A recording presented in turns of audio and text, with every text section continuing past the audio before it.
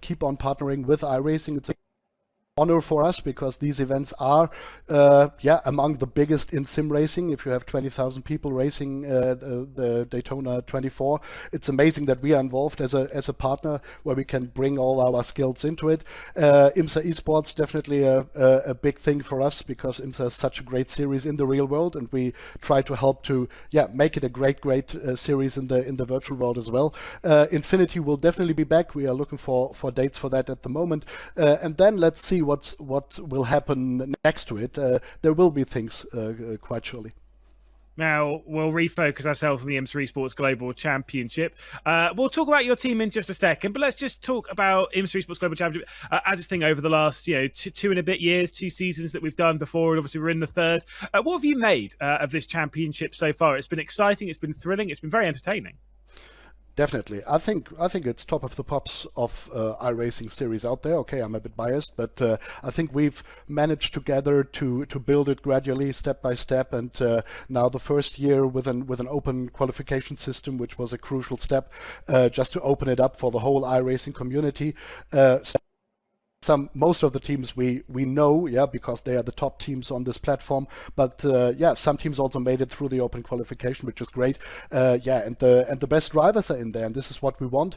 I think this will even get better until the season finals, so we have new people coming in with the wildcards and so on, but let's see how this will develop. A very high level of driving standards. We have race control, which is so important. I mean, this shows it's not a community event as such, but we bring this professionalism from the real world into it. BOP system, always difficult, I must admit, but we also try our best to get this right. I think it's a great series. It's always fun to host it and to be a part of it, along with the whole support from iRacing and IMSA, which is, I think, quite amazing that they really jump in, they interact with the series and with us on social media. They are really behind it, so I think it's one of the best series out there. Right. So VCO cap off, team manager cap on. Let's talk BS competition and how things have gone so far this season. Because at the moment, especially in the GTPs, things are going very, very well for you. You're running very strongly up there in the championship. Phil Denez nearly giving you the victory at Indy. You got to be very happy with how the season's unfolded so far. No, absolutely. I mean, I always have to be careful. If VCO and BS Plus are handled in the same interview, there are conspiracy theorists out there and say, okay, they make sure that they win. To be honest, I think BS Plus has never won any competition that VCO has hosted, so this is a big example why we are not helping them. If I look at the result, a huge step forward. I mean, GTP, BS competition is really related to BMW. We are one of the official BMW M teams, and so as long as there was no prototype out there, it was not that interesting for the team. So we never did LMP2s. So we focused on GTDs. Then the GTP came up from BMW M, and we had to focus on it. We embraced the challenge, got new drivers on board, really became a GTP team, I would say, which we never were before, and now it gets better and better. Now we signed Dominic Hoffman, who's also a great driver. I think he will make us even stronger. But around our engineering team with Lars von Vark, then we have Dani Alves Lorenko and so on. Phil Denez, definitely an amazing Swiss knife. You can put him in a GT3 or a GTP or a real world car, always fast. So I think we have a good bunch of GTP people also in the background. So it's amazing to see that we are doing well. GTDs, to be honest, struggling this year very hard. I think it's a great season, and we are fighting hopefully for the title until the last race, and this is an amazing step forward. Well, Florian, thank you so much. Best of luck to you, to the team, and to everyone behind the scenes at VCO. Thank you, Lewis. Well, that was Florian Haspar. Thank you very much, Florian, for your time, and thank you very much, Lewis, for your excellent interview as ever. He's a good person to have on, isn't he? He is. I mean, someone that's got such detailed insight, not only, like I say, from the team's point of view, he's such a busy man behind the scenes with all the events and everything. Yeah. It's busy. Always fascinating to have a chat with Florian because he's running events, running teams. Keep your eyes peeled on iRacing for the Grand Slam events as well. But now it's time to talk about Sebring, because it requires a very specific set of skills, I think, to get the maximum out such a bumpy circuit. So, without further ado, Lewis, again, is going to provide you with a track guide. So on board for a lap around the Sebring International Raceway, about 6 kilometres in length, and of course opened back in 1950. The 17 turns, the first of which you come across this basically blind corner here at turn 1 with the concrete barrier on the inside. Got to get as close to that as possible without touching it. And then down towards turn 2 and 3, which of course saw quite a big incident back in 2023 in the real 12 hours of Sebring for the GTP lead, as it all narrows through 3, 4 and then 5. Opens up here on the exit of turn 5 as we go through turn 6, this one being Big Bend. Great place to get some of your traffic management done, and of course making some big moves coming down into turn 7. You can use the curb both on the right and the left. Obviously you've got to watch out for off tracks and for getting too dirty tyres, and then out of there we go through the S's sequence through Fangio at turns 8, turns 9. Can get some traffic dealt with here. That's not too bad because it's all about to narrow quite a lot once again as we head into turn 10 at Cunningham. Then through Collier, this left-hander, double left-hander here, and then preparing yourself a tower. I love tower, turn 12, that the kink there, and then into the brakes on 13. Really tricky corner, get it straight into the apex and then drive it off, getting on that power basically comfortably before you've hit the apex. Now through Bishop at turn 14, so seeing Lopez's quite large crash a few years back at the World Endurance Championship. Then through turn 15 and then preparing yourself for 16 here. Get right the way over the left hand side. Don't worry too much about that white line as we head out onto the Ullman Straight, about 920 metres roughly in length, and all you are thinking about on this run is Sunset Bend. What line am I taking? How am I navigating through it? And where are all of the bumps? Flick it through at high speed quite late on turn-in to try and make sure that your exit's quite nice. Pit lane entry is on the right-hand side. Get it all the way out to the wall, and that there is a lap of the Sebring International Raceway. Well, as you can see, it's an extremely tricky and testing Floridian venue, isn't it, Lewis? And there's a couple of moments, I think, specific elements of the track we should talk about first of all, actually, in terms of lapping traffic and how narrow it can be. In fact, I remember a couple of years ago in Rail World IMSA, there was a big accident that took out the leaders, and we could see something like that happen in tonight's Grid Finder 240. Yeah, absolutely. I mean, look, it is a difficult track. Even to navigate by yourself is true. Everyone knows about the bumps, but I think the narrowness is something which is really underrated around here. I remember when, I think it was Jose Maria Lopez who had that crash in WEC. That was a big crash. Upside down. Going through a very narrow part of the circuit when you're kind of navigating traffic. And I remember it was traffic related that made it so awkward. And yeah, you've got part of that going up towards Le Mans Corner, and then you go out onto the back stretch. That's all quite awkward and quite single file. The bit between like Collier, Cunningham Tower, these tightening left hand and then to a right, that part's all really tricky to navigate. Yeah. The only parts that are a bit open is the start finish straight and then the back stretch. But between those two is Sunset, which is really, really tricky. And on the inside of that is pit entry, which I think the strategy, pitting is going to be really, really integral to getting a good race out. It's a really difficult circuit and one that's easy to underestimate. Yeah, we actually mentioned strategy there, and we've seen in the last round, it wasn't clear who had made the right strategy until the final lap. So even though 2 hours and 40 is a lengthy race to watch, even maybe, let's say, if you dip in halfway through or you can't watch the full thing, it's definitely worth sticking around for the end, because then you see who's survived and also who's managed to pull off the right strategy. Yeah, exactly. It's 2 hours, 40 minutes is awkward, and that's the entire point of it. Exactly. So looking forward to especially all the race, but especially the latter stages. Yep. It's time to talk some predictions, though. In GTP, will anyone that's not in a BMW win the race? It is a difficult one. I'm going to go solidly no. I think the thing is when you look at the teams that are in that BMW, obviously 3 of them are fighting for the championship. Yeah. You know, you've got BS competition, you've got the Williams Esports Chill Blast car, and you've got Team Redline up there. Yes, sure, there's a couple of cars, a Channel 199 entry, CrowdStrike have proven that they can chuck themselves into the mix, and Co-Anda in that Porsche can. I just struggle to not see past a BMW which has been strong. It won round here last season, it won round here in the Sebring 12 hour, both in the hands of Williams. I can see it happening again. Okay, I agree. But that, I'm an eternal optimist, so I'm going to say Porsche Commander might win this one. But let us know in the live chat who you think is going to win as well. And then in GTD, well, I think it's might be straightforward again. Maybe. I mean, my prediction. Yeah. This is gonna blow you out of the water. You're gonna be surprised with this. Okay, you ready? Dory Sports. No, not Dory Sports. No, that's interesting. I mean, great to see that Corvette around here. Yeah, fair enough. But no, I'm going to go Team Redline. I just think the 2 victories on the bounce, they're looking really, really strong. Yeah. And they just don't seem to falter that much. And I think they'll be starting out 2025 in the way we expect them to carry on. There's also a fan favourite Rexy or AO Racing by Coanda, and I think they are second in the championship at the minute in GTD. So you never know, they could spring a surprise, or Redline could get caught up in this traffic melee and someone completely different could win. Maybe a Mustang this time. So you have to tune into the Grid Finder 240 to find out and see what happens, because let's say even if Redline are dominant again, the rest of the GTP and GTD racing is spectacular. There's always something going on. And since we mentioned Grid Finder 240, don't forget to visit gridfinder.com to find your latest sim racing league, to manage leagues and communities, and also take part in some IMSA related hot lap competition, which is rather exciting.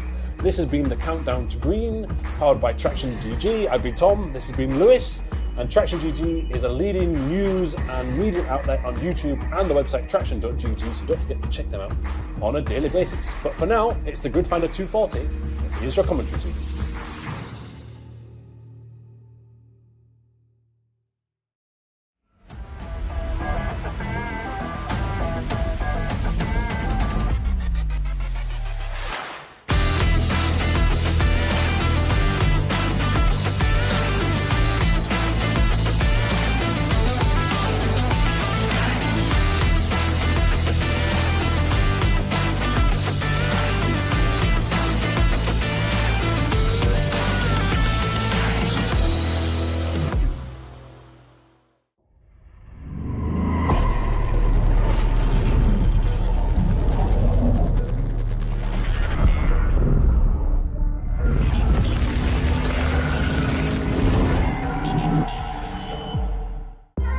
At Michelin, we don't just race for medals. We race to test, to learn, to find answers, to discover innovative ways.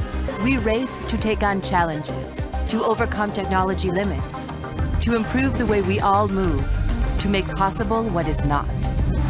No, at Michelin, we do not race just for glory.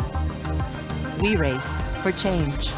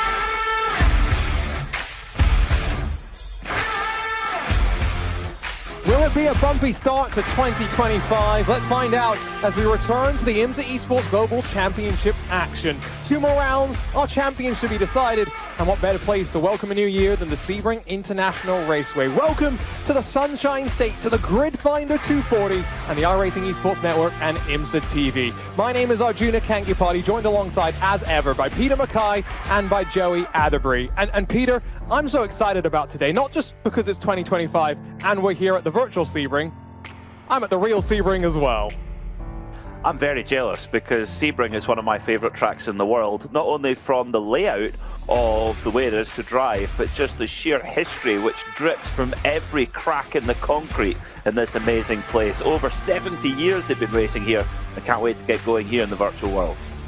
And Joey, I mentioned it, right? This is the start of our Sunshine State swing. Next week, we close out our championship at Daytona, and so 2 back-to-back weeks with utmost importance for our championship fight. Yeah, we finally find ourselves here in Florida, like you said, Daytona in just a week's time, but we are in the Sunshine State down here. We started at Road Atlanta down there in Georgia for round number 1 in late November. And then race number 2 was just a few weeks ago at Indianapolis Road Course. We find ourselves right here at Sebring International Raceway. And then, of course, we'll close out the 4 race series at Daytona in just a week's time. And well, these drivers have had their fair share of holiday cheer, but also trying to understand the nuances of a brand new tire model to these iRacing GTP cars. The team at TFR Lab has done their work to provide a balance of performance for these drivers, the way they drive and set up the cars as well.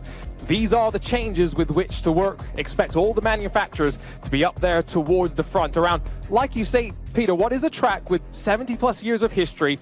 And everyone's going to say, oh, it's flat, oh, it's boring. But you best believe there's nothing boring about Sebring. Well, those people you mentioned would be totally wrong. It's the opposite of boring here. What a facility. Since 1950, they've been racing here on the former Hendricks Field, the former World War II training base for B-17 bombers. And a lot of the surface has a lot of age, history and stories to tell. We always talk about respecting the bumps here at Sebring. Well, that's just one of the many factors here. The 12 Hours of Sebring has been in place since 1952 and it remains one of the major endurance races that every driver wants to have on their CV. But to conquer it, you really need to be on your best game. And I think in many ways it does start with qualifying, right? Because we know how track position is going to matter with traffic management. And so, Joey, qualifying done and dusted. Let's take a look at our AMD Pole Award. Yeah, our AMD Pole Award winner presented by AMD in the GTP class is that number 4 CrowdStrike Racing. That's their second pole award this season. And then over there in GTD, it is the number 118, that AO Racing by Coanda Porsche. That is also their second pole position here this season. They were both on pole just a round ago at Indianapolis Road Course. We're going to see if they can do a repeat here today. And so Rexy going to try and roar from the front once again, but still looking for a golden tooth on the front after 2 rounds of this IMSA Esports Global Championship. Good starting spot, yes, at Sebring, but you know, in terms of championship fights, I think there's really only one team that has dominated the storylines. In the GTD class, GTP has been a little bit more open, but Joey, with BMW Team Redline coming off a bounce back at the end of the day in our second round at Indianapolis, they have shrunken the gap down to Williams Esports Chill Blast. It's 3 BMWs at the top of the GTP fight.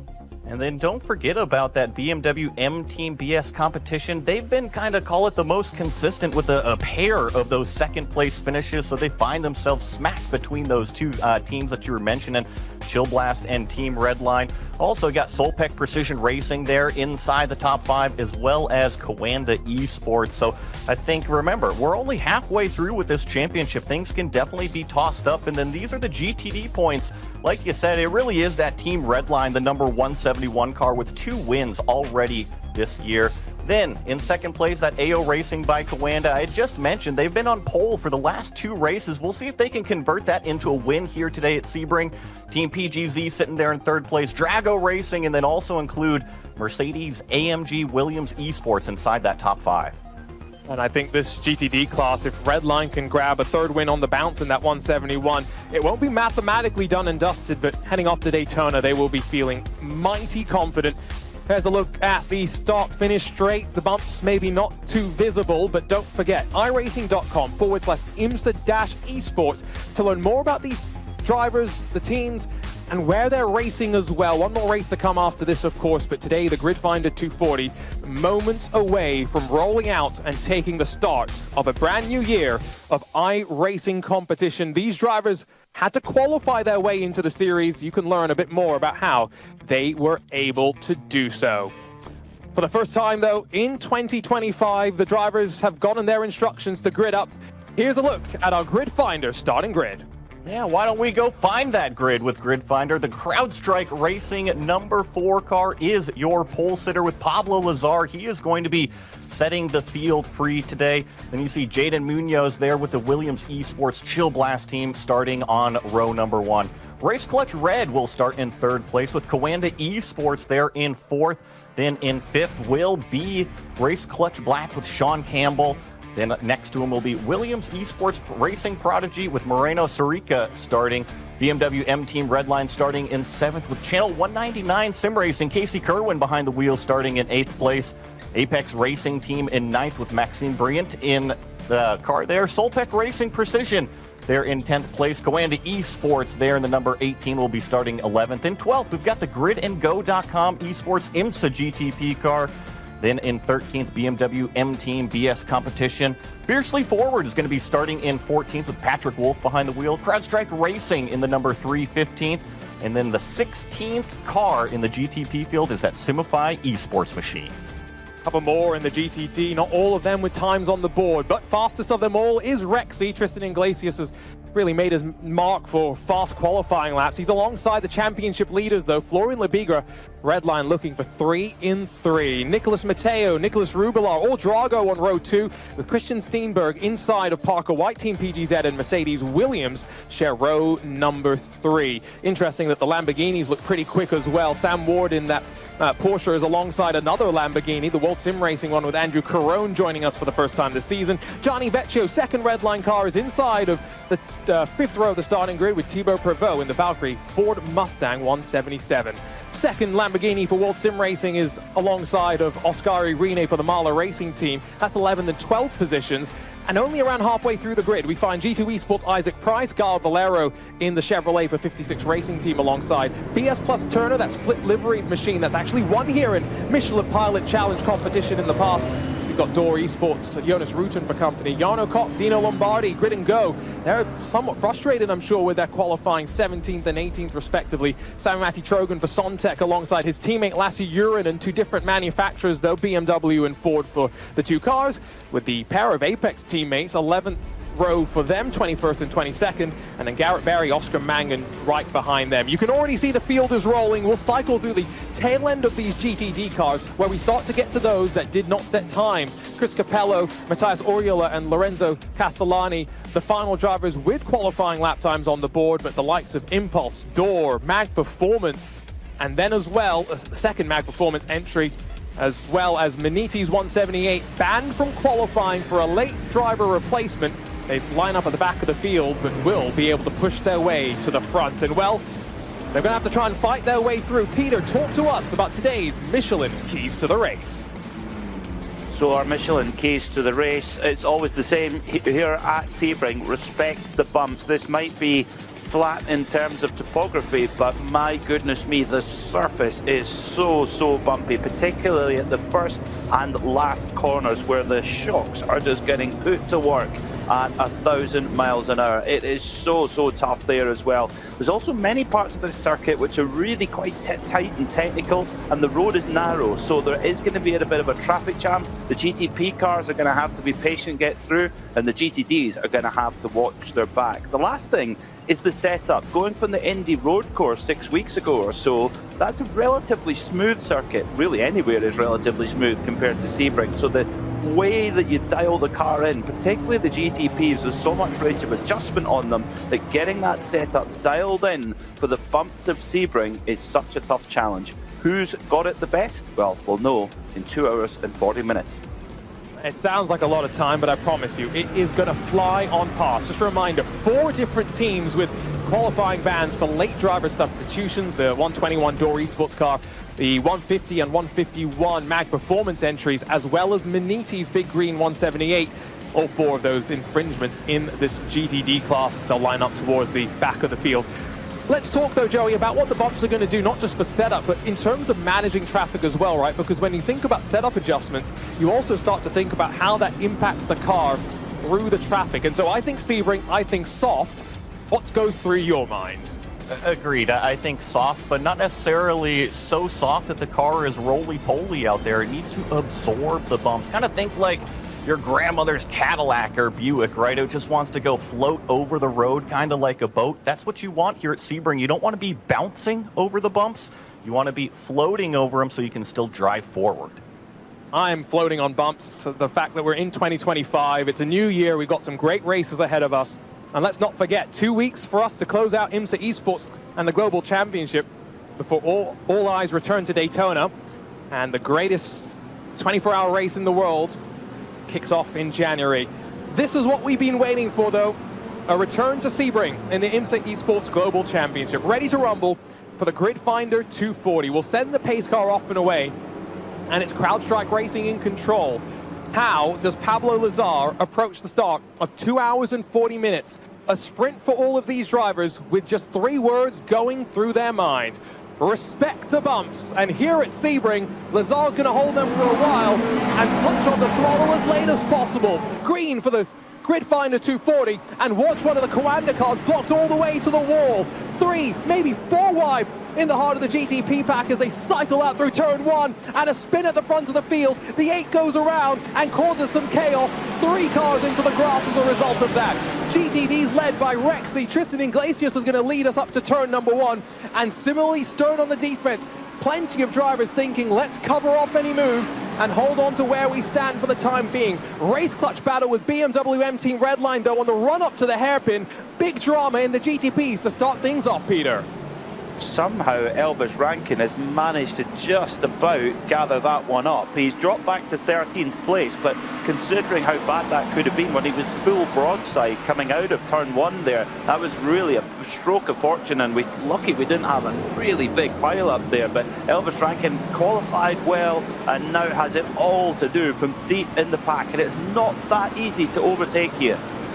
I got a bit scared as they cycled up towards the middle sector of the lap that there were some drivers still trying a bit too aggressively to force their way forward in the GTP pack. We know traffic's going to play its part relatively early as well, so these cars are all just trying to get track position and then dive into the tail end of the GTDs. Speaking of the GTDs, Joey, pretty tidy start for all of them, but you are already starting to see some drivers try to break away at the front, and the 171, the championship leader, Florian Lebigra, jumped on the race start.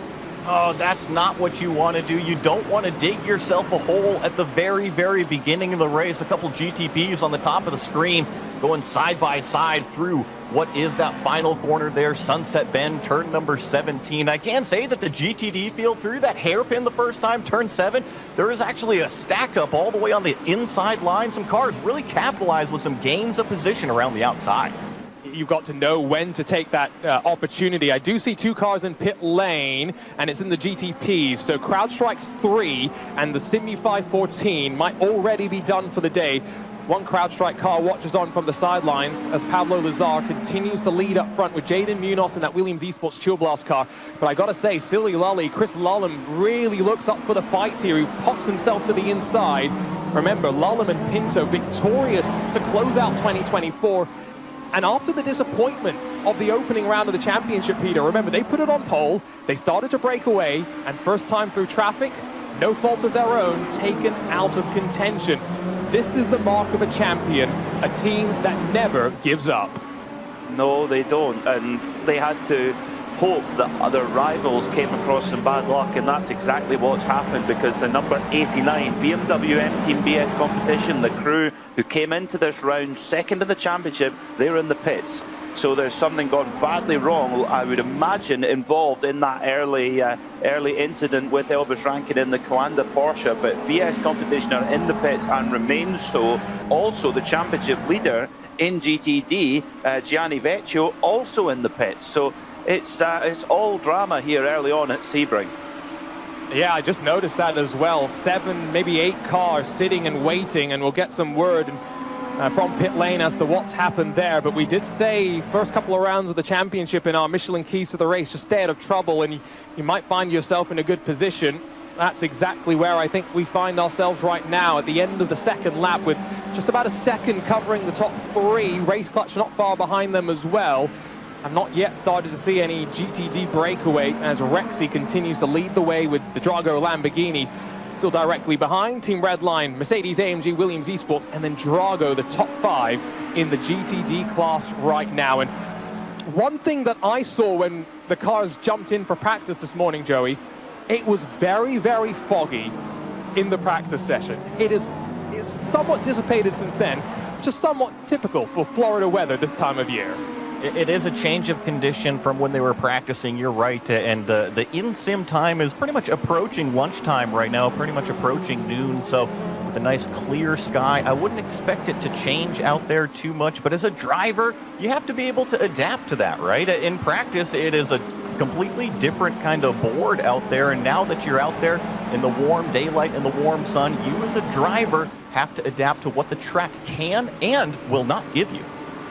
And that's the benefit of some of these bigger teams, not just having their drivers, but engineers as well, watching Munoz really start to put the pressure on here out of Le Mans. Doesn't get the best run through the corner, almost a little bit too tight, and so as the hybrid spools back up, I think this will be race lead held for the time being. Back in time, look inset at the very front of the field, Peter, as the GTPs launch through turn number 1. Yes, we're keeping an eye on the white, orange and purple Porsche 963 of Elvis Rankin here. So he's going to go to the outside line now, coming into the entry point of turn 1. A really quick corner, and difficult to judge the speed on lap 1. Now, he loses it all on his own. Just as he asks for the real full power there, the rear just kicks out and just catches one of the cars going through and actually makes contact with his teammate as well, and then spins again. So not just one, but 2 spins. So disastrous for Elvis Rankin on that opening, well, 2 corners. Here's what happened to Team Redline on the other hand. Championship leader, winner of the first 2 races in GTD, and they just get dumped. Oh my word, and they take the BS Turner car with them with a bit of damage for them too, but that Team Redline car, that's toast. Yeah, toast is one word. It's no longer a Ferrari, is how I was going to describe it. It's lost all semblance to the car that it left the factory as, but poor Gianni Vecchio can't buy any luck, it would seem. That 170 has just been put through the ringer, and now Redline pin their hopes once more on the 171, which is, let's not forget, 2 for 2 in victories this season. As we check back over to the GTDs, look how at one point I would have expected this train would have gone back almost to 30th position, but I think that incident has really kind of caught out a whole number of these drivers. Yes, we're not seeing some huge separations through the field by any means, but definitely a little bit of a different situation, and we're not even, Joey, seeing the traffic start to cycle its way on through. That's exactly what I was going to mention, right? Is that, yeah, they're not really separated very much, and that is going to cause a very, very busy racetrack, and call it a handful of laps when the GTPs actually finally catch the tail end of these GTD cars. And we're talking about a totally different dynamic than what we had earlier at Road Atlanta or at Indy Road Course, where you've got a lot of room to move around left and right. Here at Sebring, some of these slow sections, you got to tiptoe around them, and it can get very crowded, almost like a parking lot. And it looks wide, some of the track, but I tell you what, especially, you know, where we're cycling up through now, this is where it very much becomes a, at least in my opinion, one-line sort of racetrack. Here's a look at the, big drama. Pole sitter, who has been given a stop-and-hold penalty for failing to maintain the pace car speed. And so now Williams Esports Chill Blast, Peter, have inherited control of this race. Well, we've heard about early Christmas presents. Is that a late Christmas present there for these 2 BMWs at the front of the field of Jaden Munoz and Chris Lullum? And, well, you've got to execute every single part of the job, and one part of the job is driving quick out on circuit and avoiding penalties, but there's things like coming in and out of the pits without speeding. We saw a few drivers get caught with that in Indianapolis 6 weeks ago. Now that is, I mean, CrowdStrike Racing on pole, leading the race, and then really a simple point of execution there. They're going to be absolutely reeling about that, because any chance of a victory is, well, it's gone up in smoke. It is a stop and hold penalty as well. So one thing we talked about at Indianapolis was that, you know, the drive-through penalty was a lot more significant in terms of the time lost as compared to what it would have been at a Sebring. He's still going to have to sit there, so it's going to be at least 30-40 seconds that he's lost as a result of that. How will he bounce back? We'll check in over the course of the race. On board with the Williams AMG Williams Esports team as Parker White on the hunt. He's got the championship leader in front of him, and he is the best of the Mercedes. And in fact, this Williams Esports team has been the best of the Mercedes runners, I would say, across of the season so far, Joey. Yeah, they've been kind of carrying that Mercedes flag the furthest forward out of everybody, and right now they're sitting in 4th place. You see that number 171 car, that is our championship leader as we get one of these GTPs that's a little bit out of order coming through here, and you can even see through turn number 10 right there, that GTP was kind of slippery making its way through these GTD cars. So I think that might be a little bit of maybe shadowing on the horizon how busy it's really going to get. Looks like the number 20 car here. This is riding on board with Chris Lullum. the BMW M Team Redline number 20 car. The GTPs have officially hit the back end of the GTD field. Things are going to get extremely busy, and I see it's in the entire top 10 in the GTP field, separated by less than a half a second currently. And this is where decision making, if you pick wrong, you might find yourself losing spots, maybe just time, if you're lucky. The tongue sticks out for Silly Lolly as he works hard. Jaden Munoz up on the wheel as well, as effectively through the back half of the traffic they have been able to navigate their way through now. A little bit of a reprieve, heading off to Sunset Bend, and you did hear a momentary lift. Not sure if that's fuel saving necessarily, or if Lullen was trying to decide which side of the track he wanted to go. He chooses outside, it works out for him, but again, split-second decision-making, and look how much busier it is further back in the queue, Peter. It's just a constant stream of traffic to get through here. And Chris Lullen, a big respect for a fellow tongue steerer. When you're at full concentration level, the tongue is, you talk about movable aerodynamic devices, the movable tongue when you're trying to steer is a really big performance-enhancing method. Sorry about that, by the way. I just saw the two Grid and Go teammates slightly tag each other, working out of turn 3 towards Big Bend then. What's rule number 1 in racing? Don't hit your teammate. Rule 2 might be don't drive through the grass, as we saw Race Clutch did there. Kyle Valero in that Chevrolet, the 56 racing team, though, he sits in 10th. A little bit careful in front of him as the nose gets chopped off. They are running a special livery today, the 56 racing team. There was a charity race yesterday, Racing for Anna, in which they raised as a community almost 9,000 euros, and so special pink livery for that. Some of our other drivers and teams were a part of that event as well.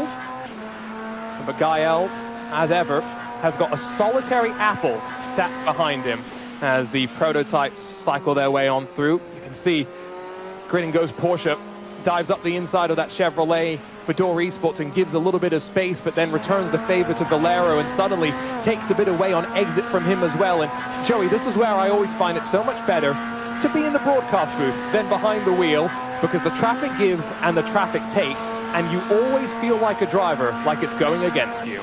It does sometimes, and you just have to kind of ride the waves that are given to you. Not every wave is going to be a perfect 10 out there, so sometimes you have to give what is taken. And so if the door is open, okay, why don't you go up there and take it, as we see 4 of these GTP cars stacked. That is led by the 18 of Oscar Pye right now. That's the Coanda Esports number 18 car riding their way through turns number 3, 4, and 5 right here. Try to put the power down. This is always one of the trickiest corners in my book, because you got to avoid that apex curve, but ride all over the exit curve. And hopefully, to your point, Arjuna, you don't have a GTD car in the way of that acceleration zone.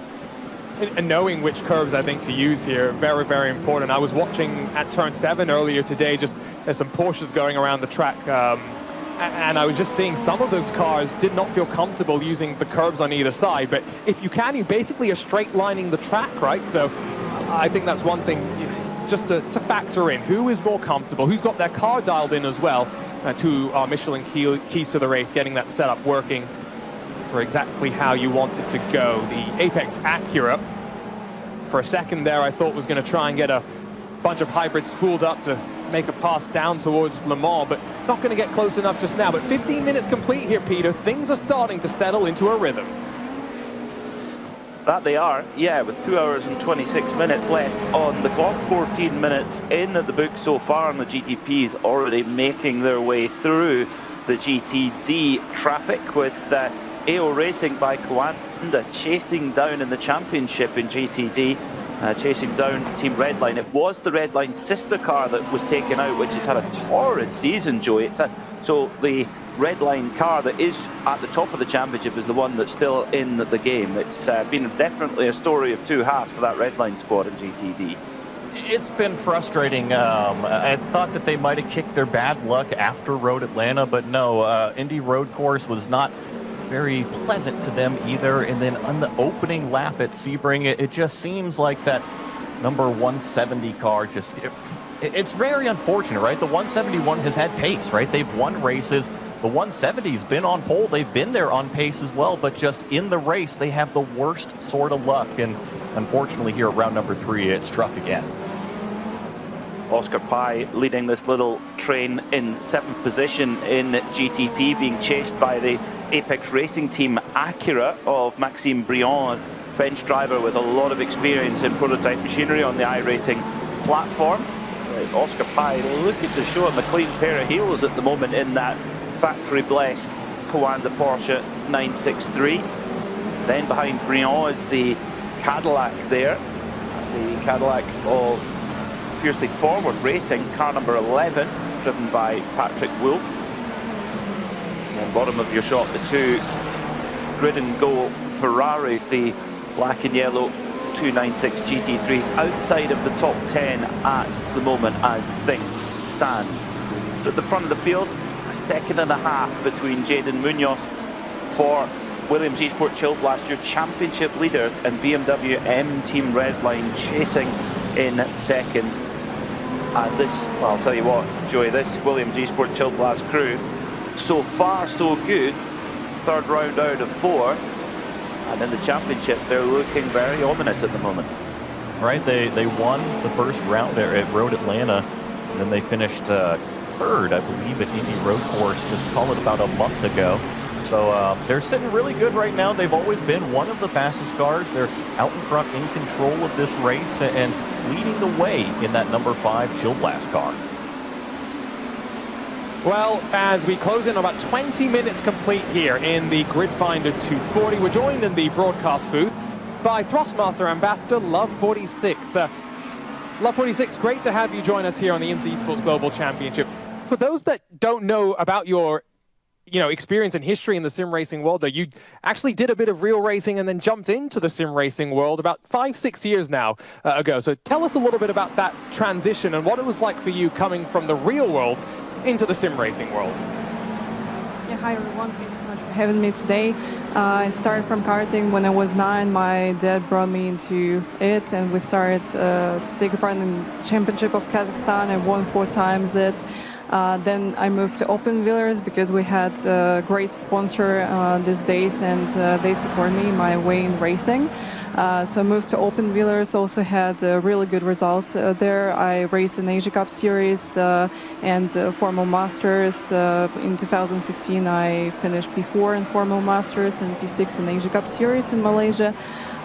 Then unfortunately Astana Motorsports team, where I been as a racing driver, completely shut down their program, their racing program. And then I moved from Almaty to a different city and somehow get into sim racing industry. So work as a sales manager. Then I worked also as a sim racing coach sometime. And yeah, when all the pandemic and all stuff happened, my husband bring me to iRacing and into streaming as well. We started to do this like from the scratch, so I didn't have anything. I had really old G27 with G27 pedal set. So and slowly we started to upgrade the sim rig. We started to get some equipment, some better equipment for streaming as well. And it was huge. It was great that community started to support me, and we got really big and nice community right now. I'm so grateful that all these things happened to me. And tell me a little bit about, you are a Thrustmaster ambassador. You've got this great community now around you. You jumped into the sim racing world, and it's been great to see your journey. I raced against you in Porsche All-Stars last year as well.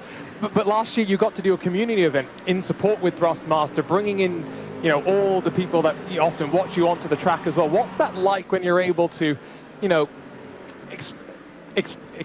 expand your community is the right way to say it, right? Because sim racing allows us to connect with people all around the world. Yeah, true. With Thrustmaster, we are ready for 3 years, and I'm so happy to have a partnership with them, and so happy to use their equipment, because every time I'm jumping into the rig, I don't have to, set up anything. I'm just racing and having fun.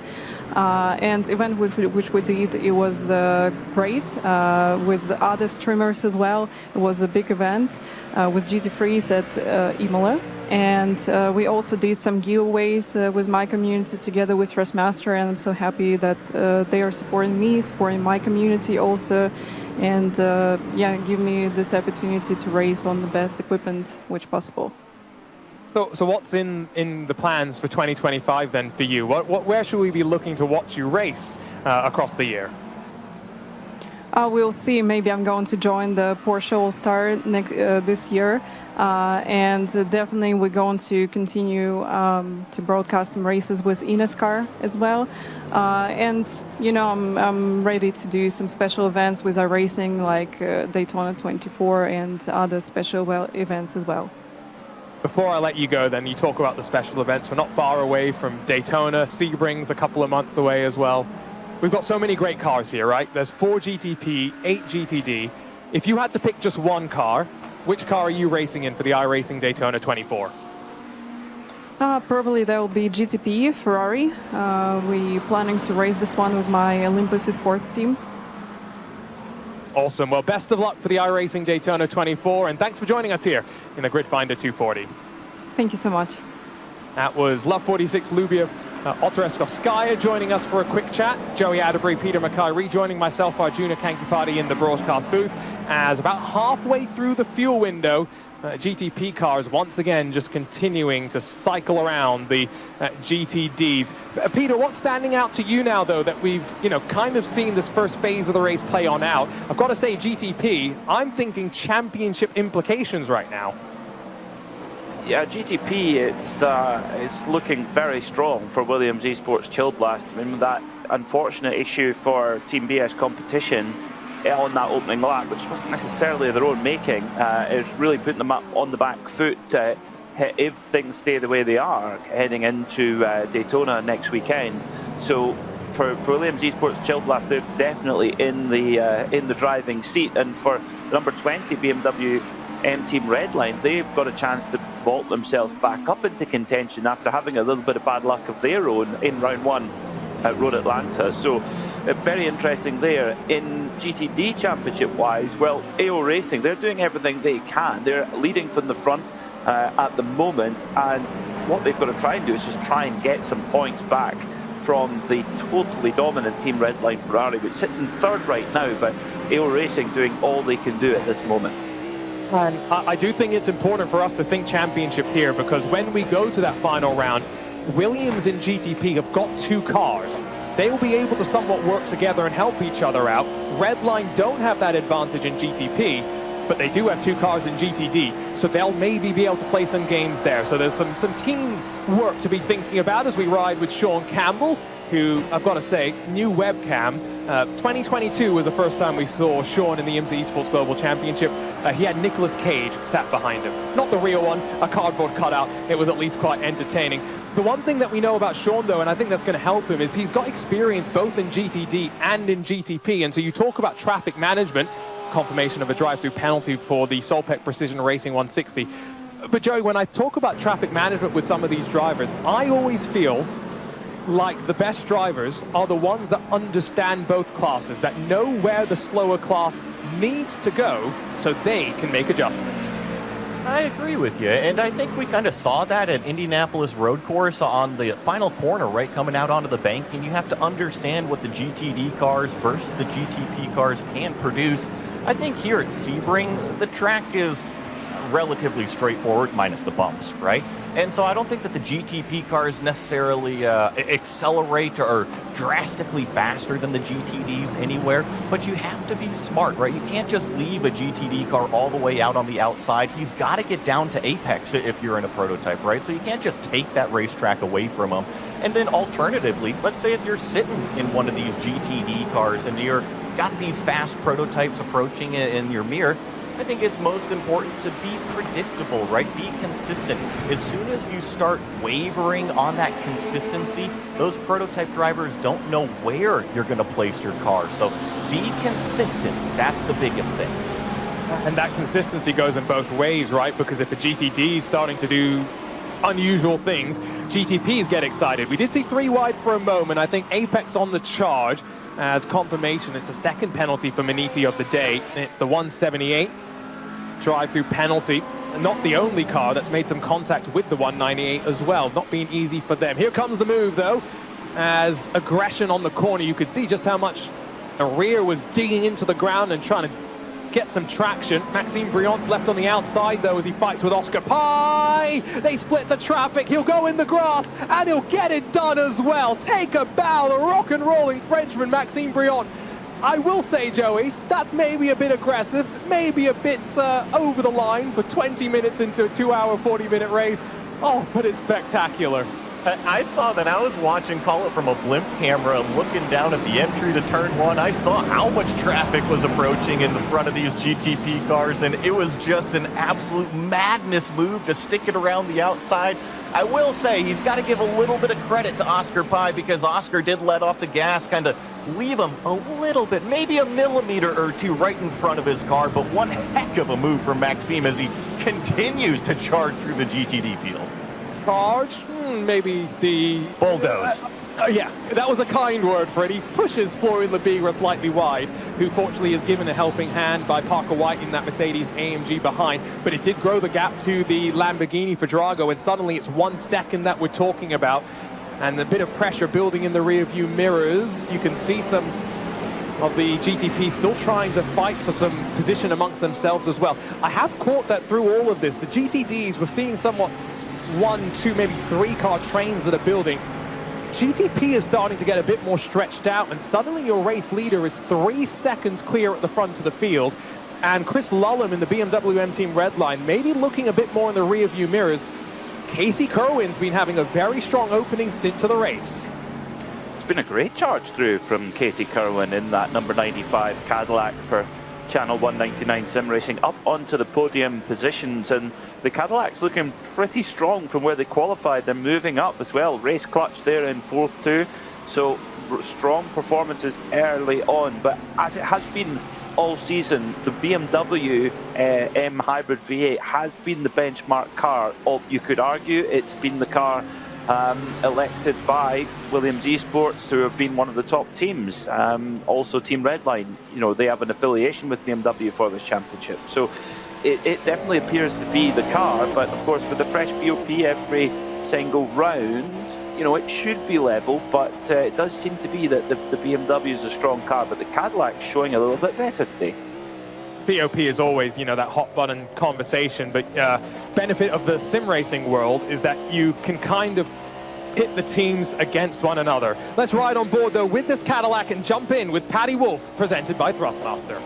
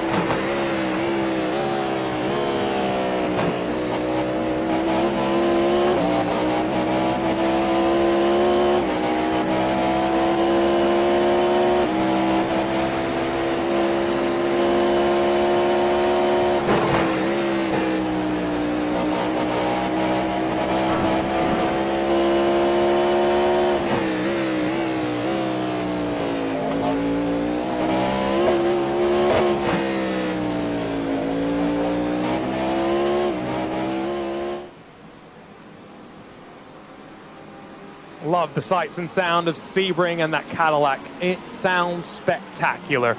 Back over to your GTDs. Let's give you a quick rundown on how these sports cars are faring out, because traffic gives and takes. It's giving us a close fight up towards the front. It is still Rexy that leads, the AO Racing by Kawanda 118. But Tristan Iglesias is still being hunted down by Nicolas Mateo in the lead of the Drago Racing cars. Championship leaders, Florian Lebigra, Team Redline, the 171. They started on the outside of the front row, but have dropped down a position. They're coming under fire from the Mercedes AMG Williams Esports team, but behind the wheel of that blue entry is the 2024 eNASCAR champion, Parker White. For the time being, content to sit, ride, save some fuel, and potentially set up his teammate at the end of this race to really push hard and deliver a result for the team. The second Drago car is inside of the top 5. They have really shown up strong with their Lamborghinis. Could either one find their way to the front? You can tell them apart as well, because one's white, one's pink. Nice and easy for the commentators to differentiate them. Not far behind as well to the Ford Mustang for Valkyrie competition, looking for what would be its best result of the season. Saw them run pretty strongly at Road Atlanta before late race drama. Self-inflicted, saw them tangled up in our season opener. And then behind them, the Mahler Racing team not far behind.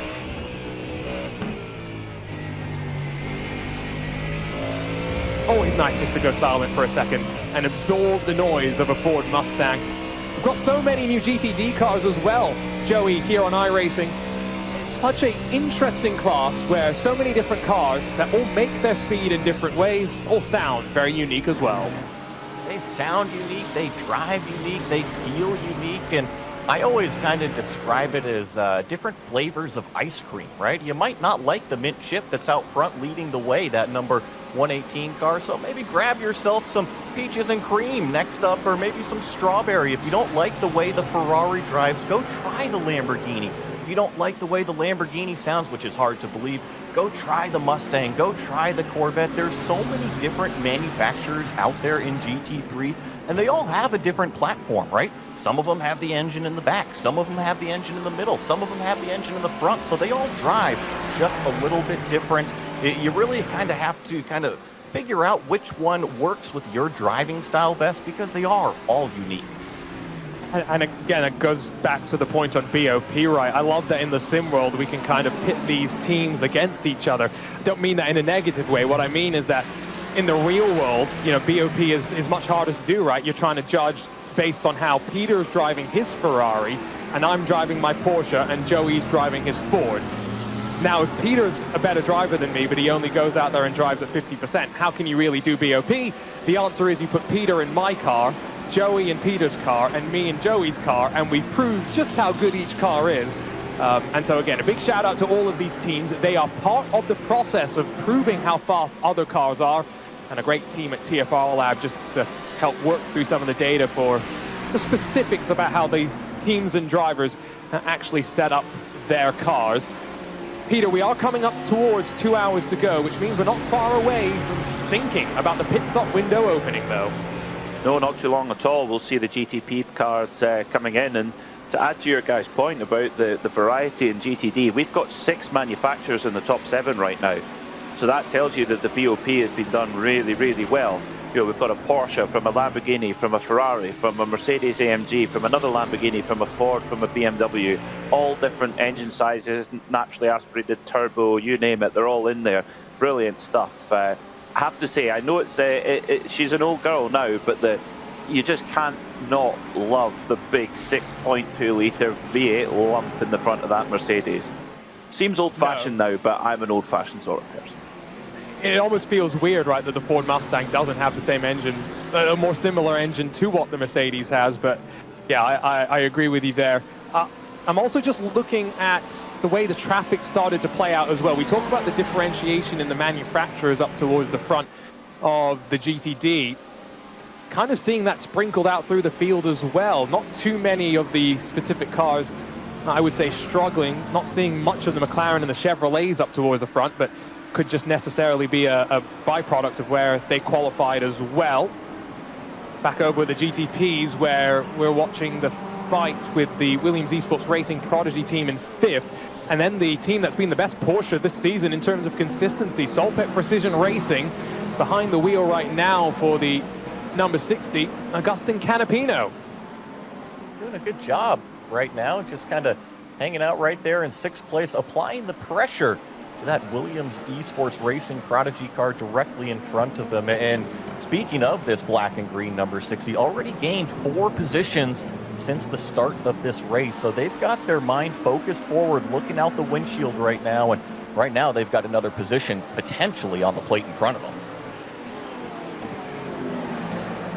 Dive up the inside by the sister car. It's a little uncomfortable, but yeah, this is proving to be a race where haven't seen that much chaos outside of the start, which is not necessarily a bad thing. I think we are starting to see the drivers able to get into their long rhythm, the long pace that they've been trying to develop and build up as they practice for these particular events. The gap at the front of the field has continued to grow, though, as Jaden Munoz in the Williams Esports Chill Blast car is now 4 seconds in front of the BMW M Team Redline entry.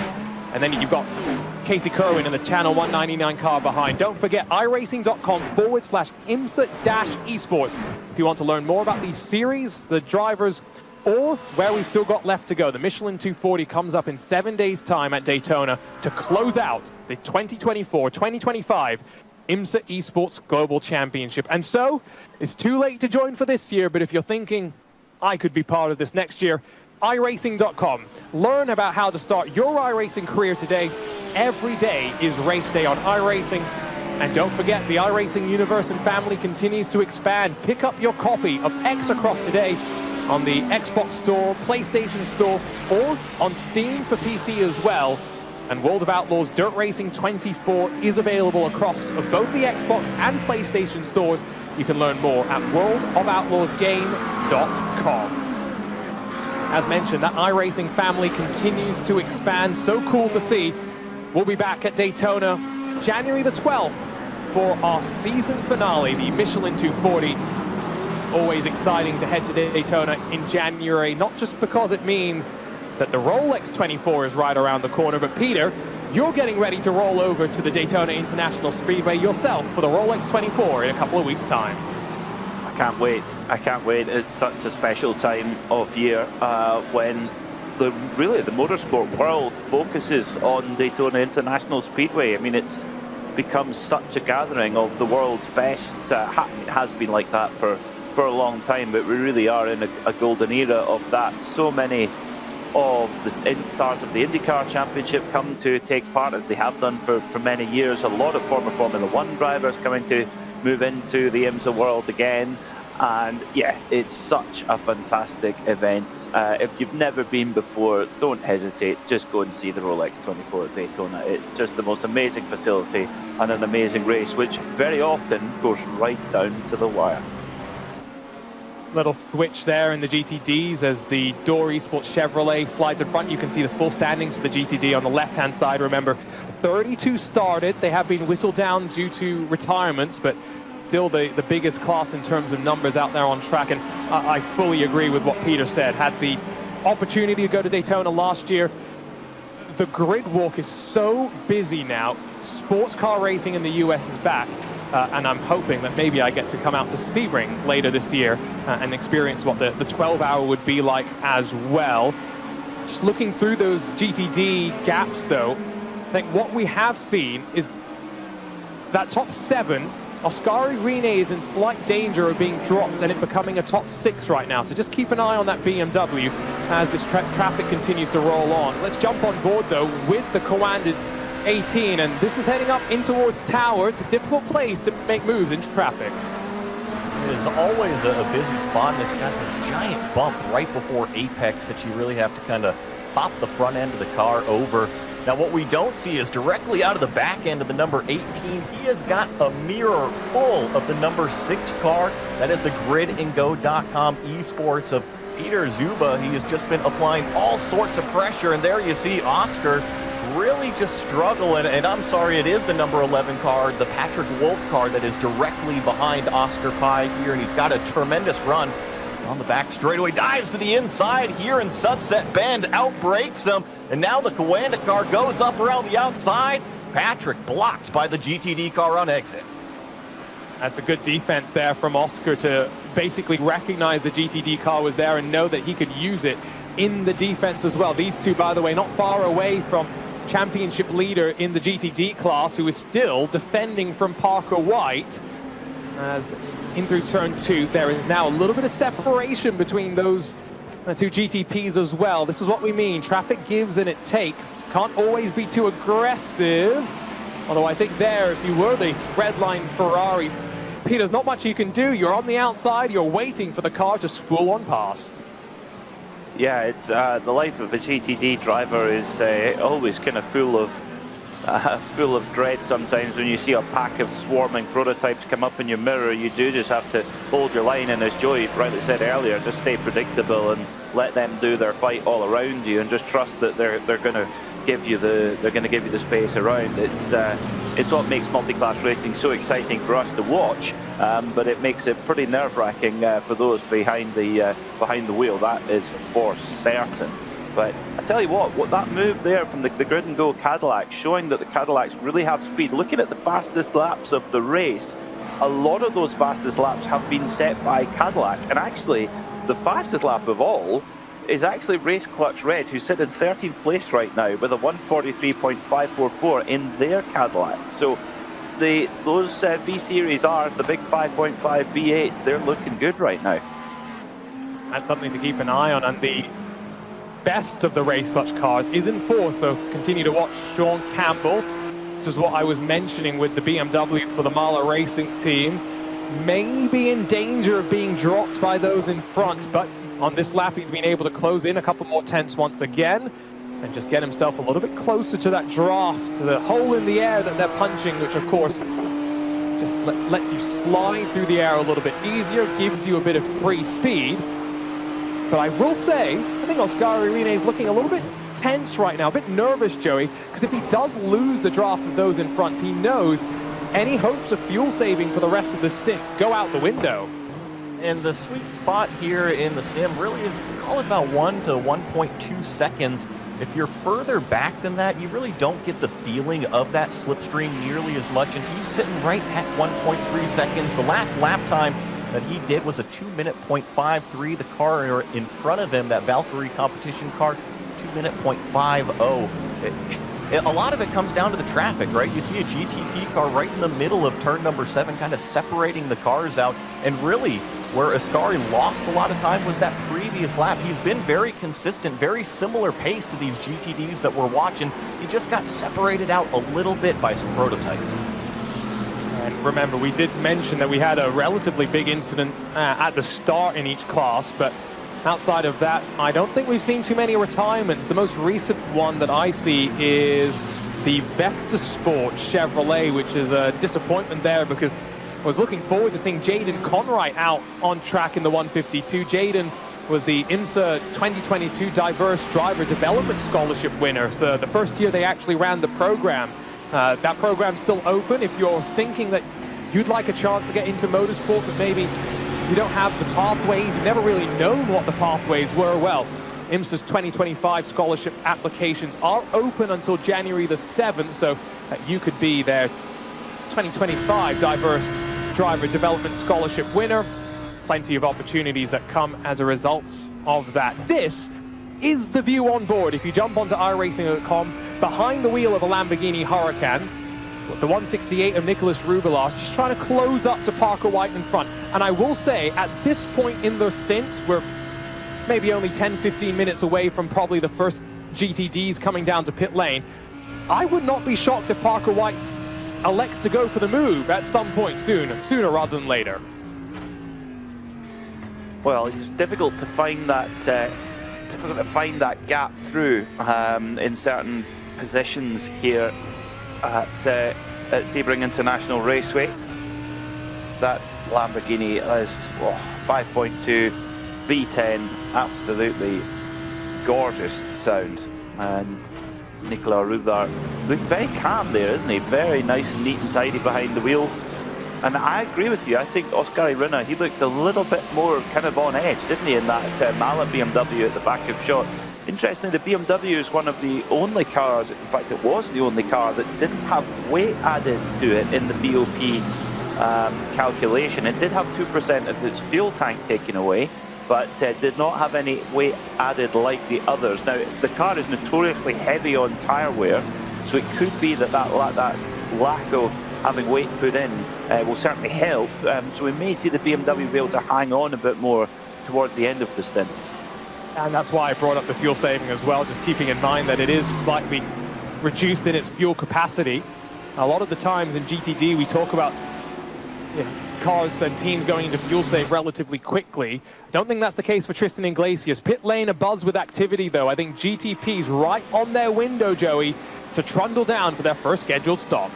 I think that we're starting to get a little bit of action. I believe that was the number 99 GTP. That's the Apex Racing team, Maxime Briand. Remember, he was charging his way through that GTD traffic, made that amazing move around the outside of turn number 1. So I expect the prototypes probably in the next few laps here to be kind of hitting pit road, get a new set of tires, get that thing filled up with fuel, and potentially even put the other driver in the car. The GTD cars that we're watching on screen, maybe another few minutes longer on fuel. They just naturally can stretch it a little bit further usually. About an hour, although we did see, I think, most pertinently at the season opener, just getting to 60 minutes was pushing it a little bit.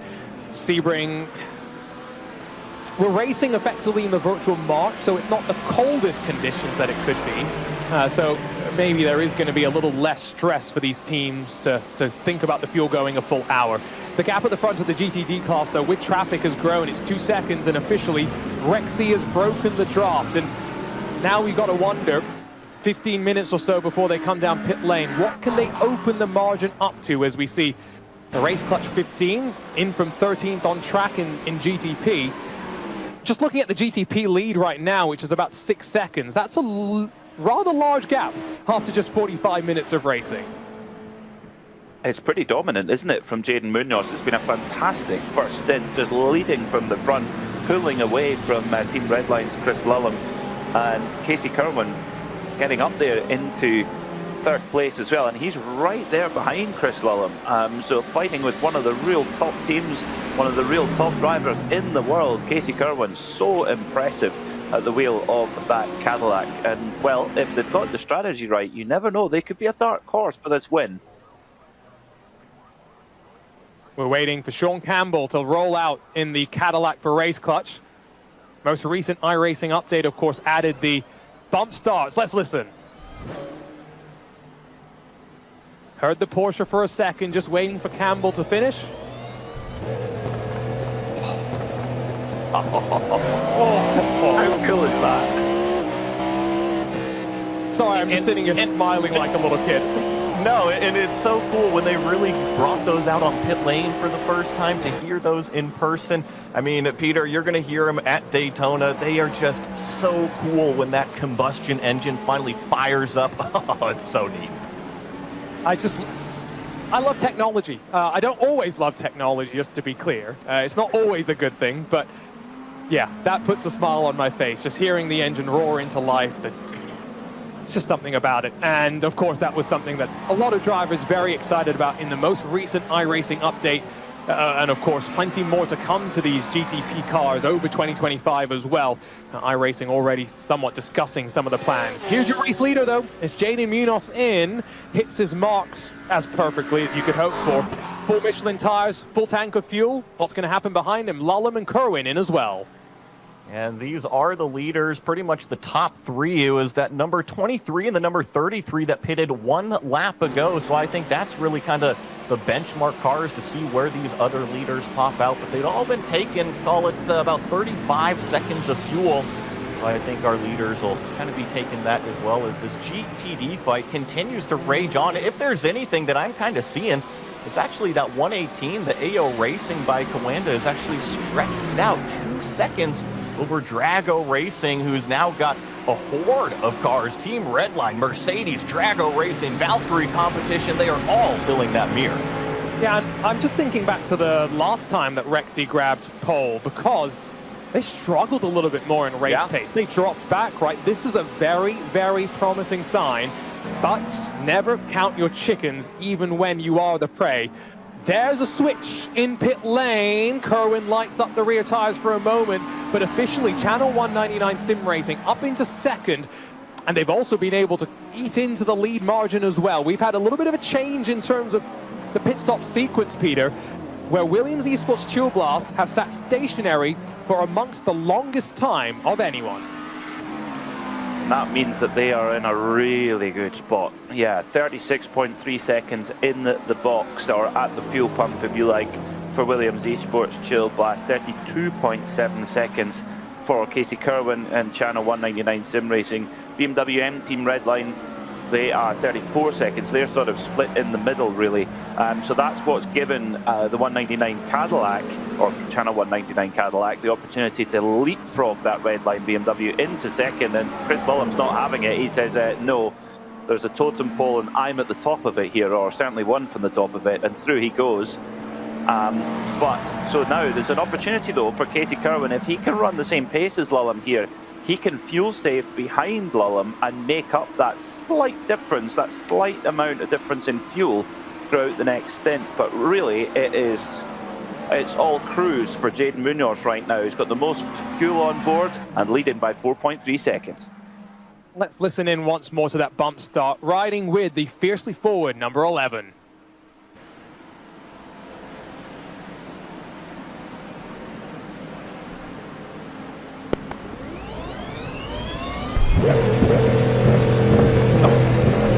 Every time it's going to get me giggling and chuckling like the 5-year-old boy inside has come back out, but that is just so cool. And of course, all the different cars will sound slightly different, right, when their engine's firing up. So maybe one thing for you to do, if you have a bit of time one weekend, just go and try out all the different cars and see how they all play out. So now with that first pit stop sequence done for the GTPs, maybe GTDs, in about 10 minutes, as we mentioned, we'll get ready to do that same circle into pit lane and back on out. You can see on the left side of the screen, has been a race where there's been some drivers that have made their way up in the field. Both Lulham and Kerwin for Redline and Channel 199 in the GTP, 5 positions up from where they started. Same for Augustin Canapino in 5th. In the GTD, top 5 as it sits right now, Joey, are basically all where they qualified for the most part. Yes, there's been some chopping and changing, but it's behind them where we've seen a bit more people able to take advantage. I think that kind of tells us the GTP, the leaders have been a little bit more aggressive, less lucky maybe, whereas the GTDs, this time around, 3rd race of the season, they've recognized we've got to survive the first hour and make sure we're there at the end. It's been the closest we've seen out of, call it the GTD competition, this far into the race as we get this race for 10th in GTP on top and essentially race for the lead, 2nd place, call it, on the GTD class on the bottom. But I think I'm just impressed with how close they've stuck together. I mean, we've had the GTP cars make their way through, what, 3 times now between the traffic, and we still have an incredible fight. Sure, that Porsche has maybe escaped up the road just a touch, but only about 2.5 seconds. I think that if we see any strategy games, as it looks like that Coanda car went way off in turn number 1 there, but if we see any strategy games, there could be a big shuffle inside the top 5 in GTD. That's what I'm looking forward to. Who's going to try something different the first time down on pit lane, remembering that the second time you're in, driver change becomes the priority. Coanda have been all over the track, I think, in GTP, it's fair to say. Not just using the tarmac, but some of the grass that they've apparently paid for as well. But Oscar Pai under fire from Maxime Briant. Now, again, remember, we saw the pit stops slightly different in terms of times for GTP. Oscar Pai was actually 3 seconds shorter in pit lane. So he's got him back in front of the Frenchman. And now the Acurus having to fight its way back forward in the field. Last time across the timing beam. It's another 3/10 for Rexy. AO racing by Coanda. Light on fuel. Porsche's looking very, very, very, very good. This is an ominous sign because as we get later into the race, the less fuel you have to put into the car, the more time, Peter, it's going to spend at low fuel. It's looking really good right now for AO racing by Coanda. And this is a circuit that the Porsche have very fond memories of with that car. I mean, when it launched a couple of years ago, they had an absolutely disastrous Daytona, and then they came out to Sebring and they won the GTD Pro category with Fast Motorsport 2 seasons ago now. So it's definitely the car suits this circuit very well, and yeah, at the moment looking really, really strong. In the BOP, it only had 2 kilograms added to it, no power reduction and no reduction in fuel tank size. So is that going to help them as well on running the nice long full stint as well? Watching now 3 GTPs in the mix, was just taking a look at the strategy for Moreno Sorica. Basically identical pit stop time to Casey Kerwin. So he's just been sitting there and quietly biding his time. And this goes back to what I said maybe about 30 minutes ago in terms of championship fights. Joey, Williams have got not one but 2 GTPs that could be up there inside of the top 5. Let's say we go to Daytona, and it is Williams Esports Chilvas up against the BMW M Team Redline. I'm not saying that the second Williams Esports car is doing anything naughty. What I'm just saying is by having a second car, you've got more options. You've got a lot more you can think about. You do. You've kind of got another card in the deck, if you will, and it looks like we're going to get a replay on the bottom of the screen here. Let's see what happens in turn number 1 on this replay. You see the prototypes fast approaching in the rear view, and they are going to split the GT car on either side of turn number 1. We've seen that actually a few times out of these prototypes, and then a third one sneaks through the inside there before it gets to turn number 3. But back to your question about having a teammate, there's some more splitting there in turn number 17. These guys are relentless. I just think having a teammate out there, it's almost like having somebody ringside. They can provide you information, but they can also get in the ring there with you. Yes, then exactly. They're not going to replace you in the ring. They'll get in the ring with you. That's a great analogy through all of that red line hold on. But I think what that guarantees us, 1.5 seconds on that last lap alone. Jaden Munoz extends his race lead margin even further. It's a great thing about fighting, Peter, but sometimes as a commentator, I feel terrible saying this. Great to watch, not so great on the stopwatch. No, it isn't. Yeah, and Moreno Sirica really putting Casey Kerwin under pressure, although he's just hit a big bit of traffic, which will give Casey Kerwin, a massive reprieve there. Look at that, just the absolute gridlock there for Sirica, and that's cost him at least a second, maybe more, and Kerwin's looking in his mirror saying, oh, thank the Lord for that, because I can just relax for a little bit. But while all that's been going on, Chris Lullum is starting to break away a little bit, and Casey Kerwin doesn't want to see Chris Lullum disappear up the road. He wants to keep him well in sight and maybe even close enough to pick up some slipstream. And Agustin Canapino's there in that Solpec Precision Racing Porsche as well. GreenandGo.com, they're not far behind. The Coanda car is not far off as well. In many ways, we've talked about GTD being the closest that it's ever been. Take Jaden Munoz domination outside. The GTP is looking about as close as it's ever been as well. We're really shaping up nicely here to start off the new year. Not such a great run out of Sunset Bend there for Florian Abiga, and so has to slightly go to the middle of the track down to turn 1 with Parker White still sat behind. 3.5 seconds, the gap up to Rexy. By the time they get down to pit lane, that gap could be as much as 4 seconds. If I'm one of these teams sat behind Team Redline, maybe I'm Parker White, as we see some of the other GTDs already transitioning down pit lane. Peter, I might genuinely be thinking that an undercut has got to be what we do right here. Could be, yeah, it could be. It's looking very, very busy, isn't it? And that leading GTD pack with the Valkyrie the Valkyrie Ford getting just nerfed aside there by one of the GTPs coming through. In fact, that's your race leader, Jaden Munoz, and look how much time that Valkyrie Ford Mustang has lost. So quick to change around in towards Tower. Yep, Chill Blast is going to be able to get through as well, so Jaden Munoz just helped himself, if anything. If he sat behind, that would have cost him a crucial couple of tenths of a second.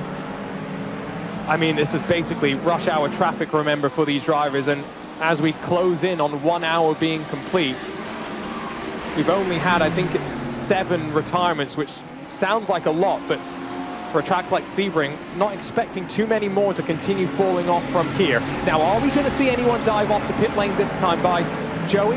Assumption would be that the leader of this train has been using the most fuel for the previous hour. Yeah, and he's just out of screen. He's actually on the brakes in turn number 17 already. I'll let you know if he actually does hit pit lane, because look at how narrow it gets when those prototypes slip up the inside. And sure enough, here comes the 118 down pit road. Let's see if the other GTD cars follow. Look at this. The entire top 6 follows them in. Yeah, there was a moment there where Florian Labigra had to allow, I think that was a Solpec Precision GTP, to slide through the inside. They were trying to get down low, had to let the prototype get through first though. Here we go though, it's a pit party. Up on the jacks, 4 Michelin tires. Will we see a driver change? That's something I'm thinking about right now. You have to use 2 drivers. You don't have to do your driver change right now, But do you think your second driver in the queue, Peter, is able to push you further up the field?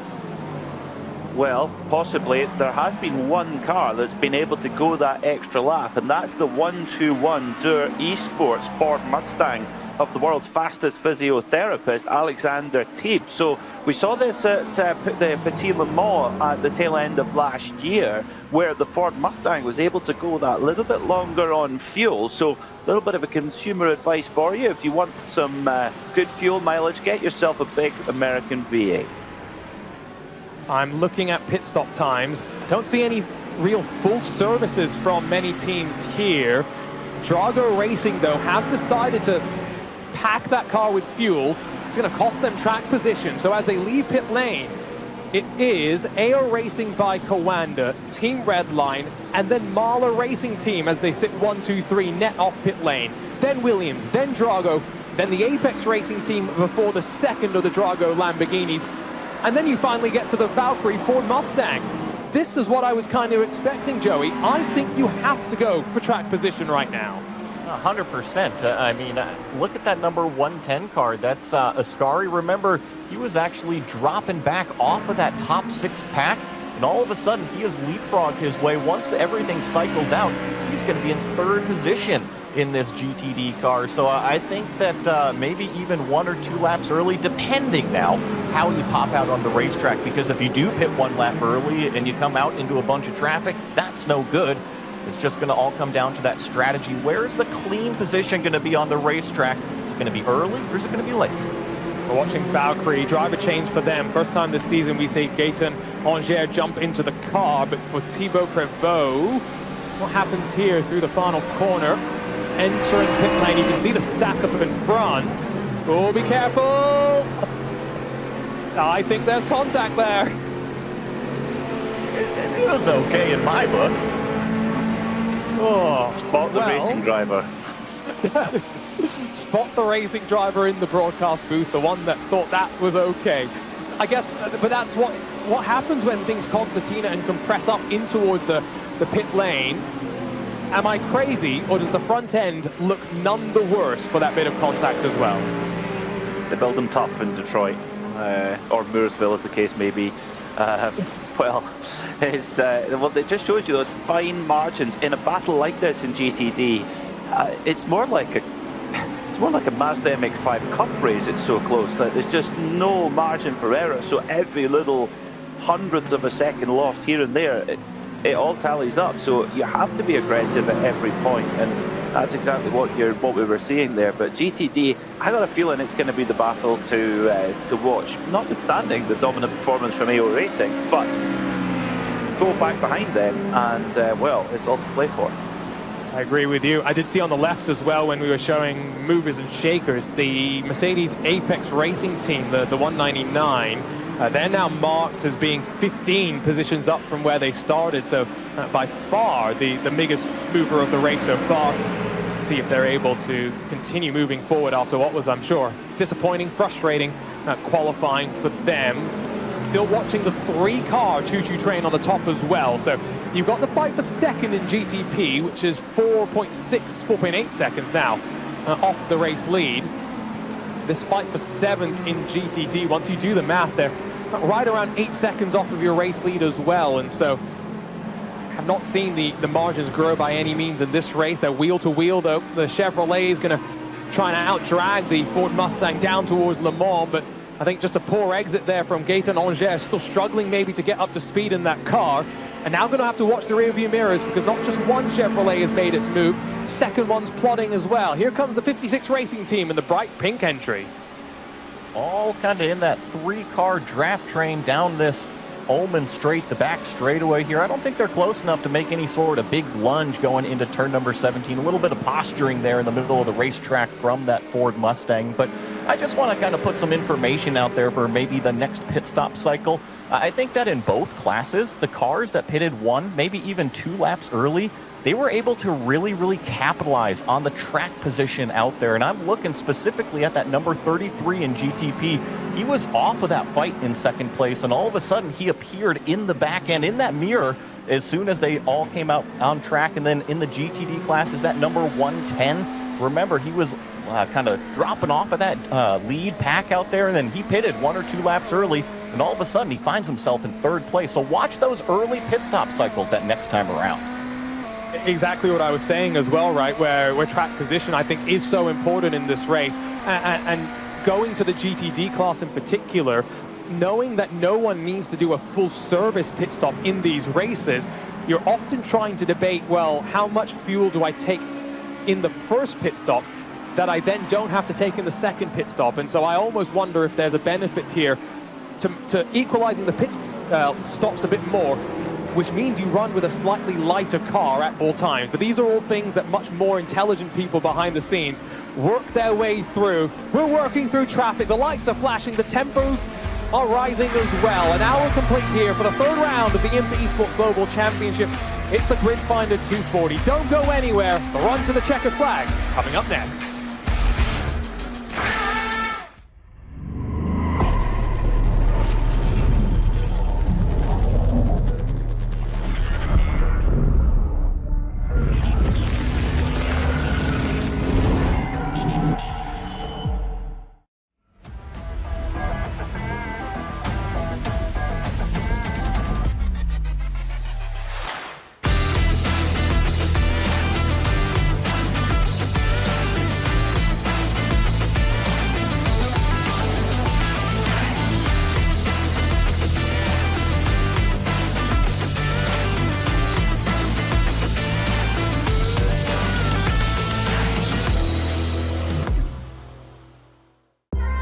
At Michelin, we don't just race for medals. We race to test, to learn, to find answers, to discover innovative ways. We race to take on challenges, to overcome technology limits, to improve the way we all move, to make possible what is not. No, at Michelin, we do not race just for glory. We race for change.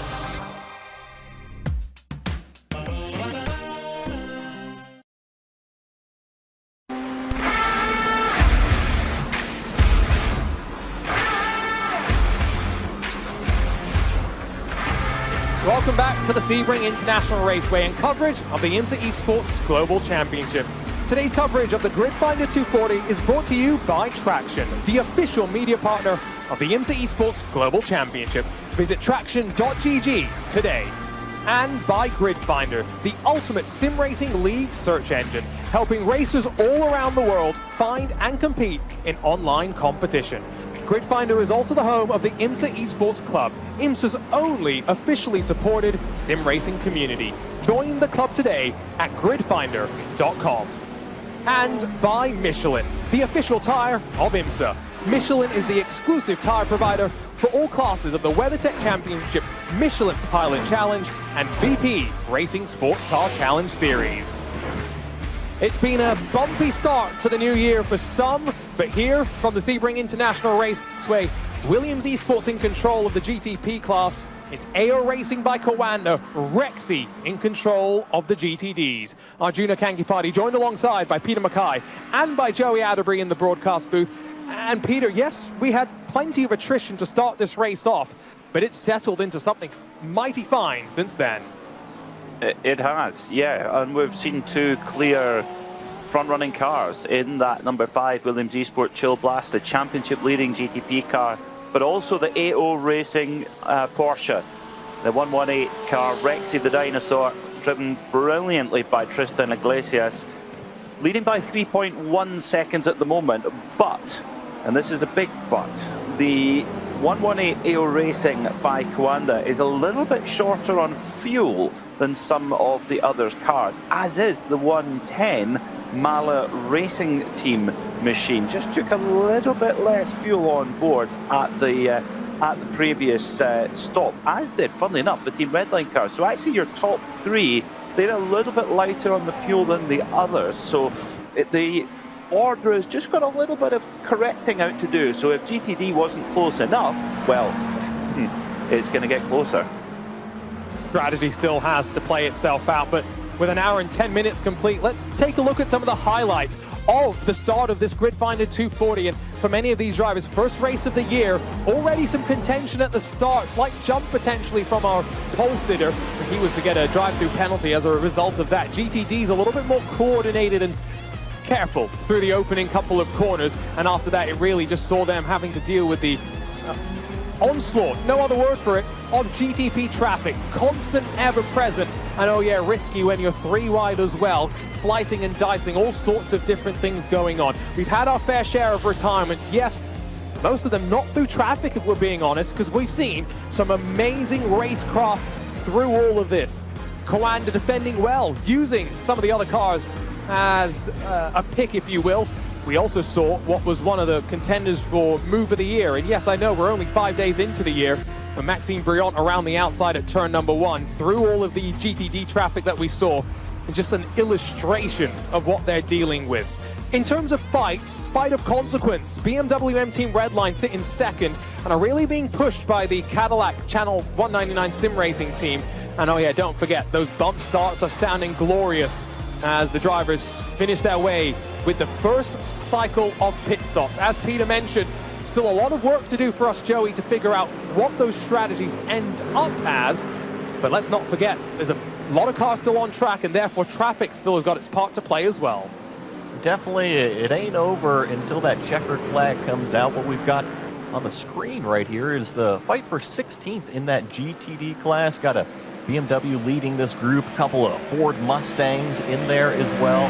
Been highlighting those Fords and how well they sound as they go down the back straightaway here, or I should say more like the middle straightaway towards turn at number 7. This very, very, very tight hairpin where you got to jump on the brakes, almost ride the ABS because there's so many almost speed bumps going into that apex, and then ultimately put your foot to the floor coming out of here. These cars actually, the DAR Esports number 121 car, they're a little bit different on strategy. They've taken the most amount of fuel out there. I see a 42.1 second stop out there for that number 121 Ford Mustang. I think there are some other cars that are a little bit further forward in this GTD field that are, I wouldn't call them off strategy, but if you were able to stretch it a little bit long and then pack that thing full of fuel, you might be able to play a different card at the end.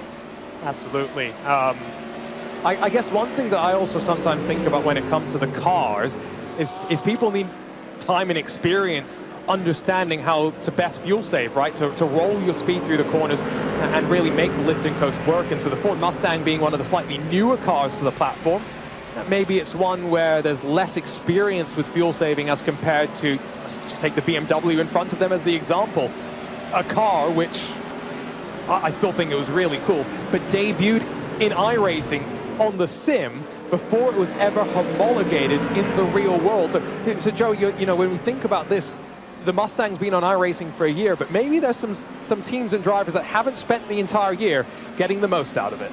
And you have to understand the tool, the platform that you are racing, and you're right. I think that the newer the piece of content is, whether it's a Mustang, a BMW, the McLaren, which is pretty much brand new in terms of this GTD competition, you got to get a feel for it. You got to go out there and do testing. You got to figure out which setup is going to work best. And in a case like this, you got to figure out how to fuel save the car, how to make it to the finish the fastest way. But guess what? That's what sim racing is great at. It doesn't matter if it's raining outside.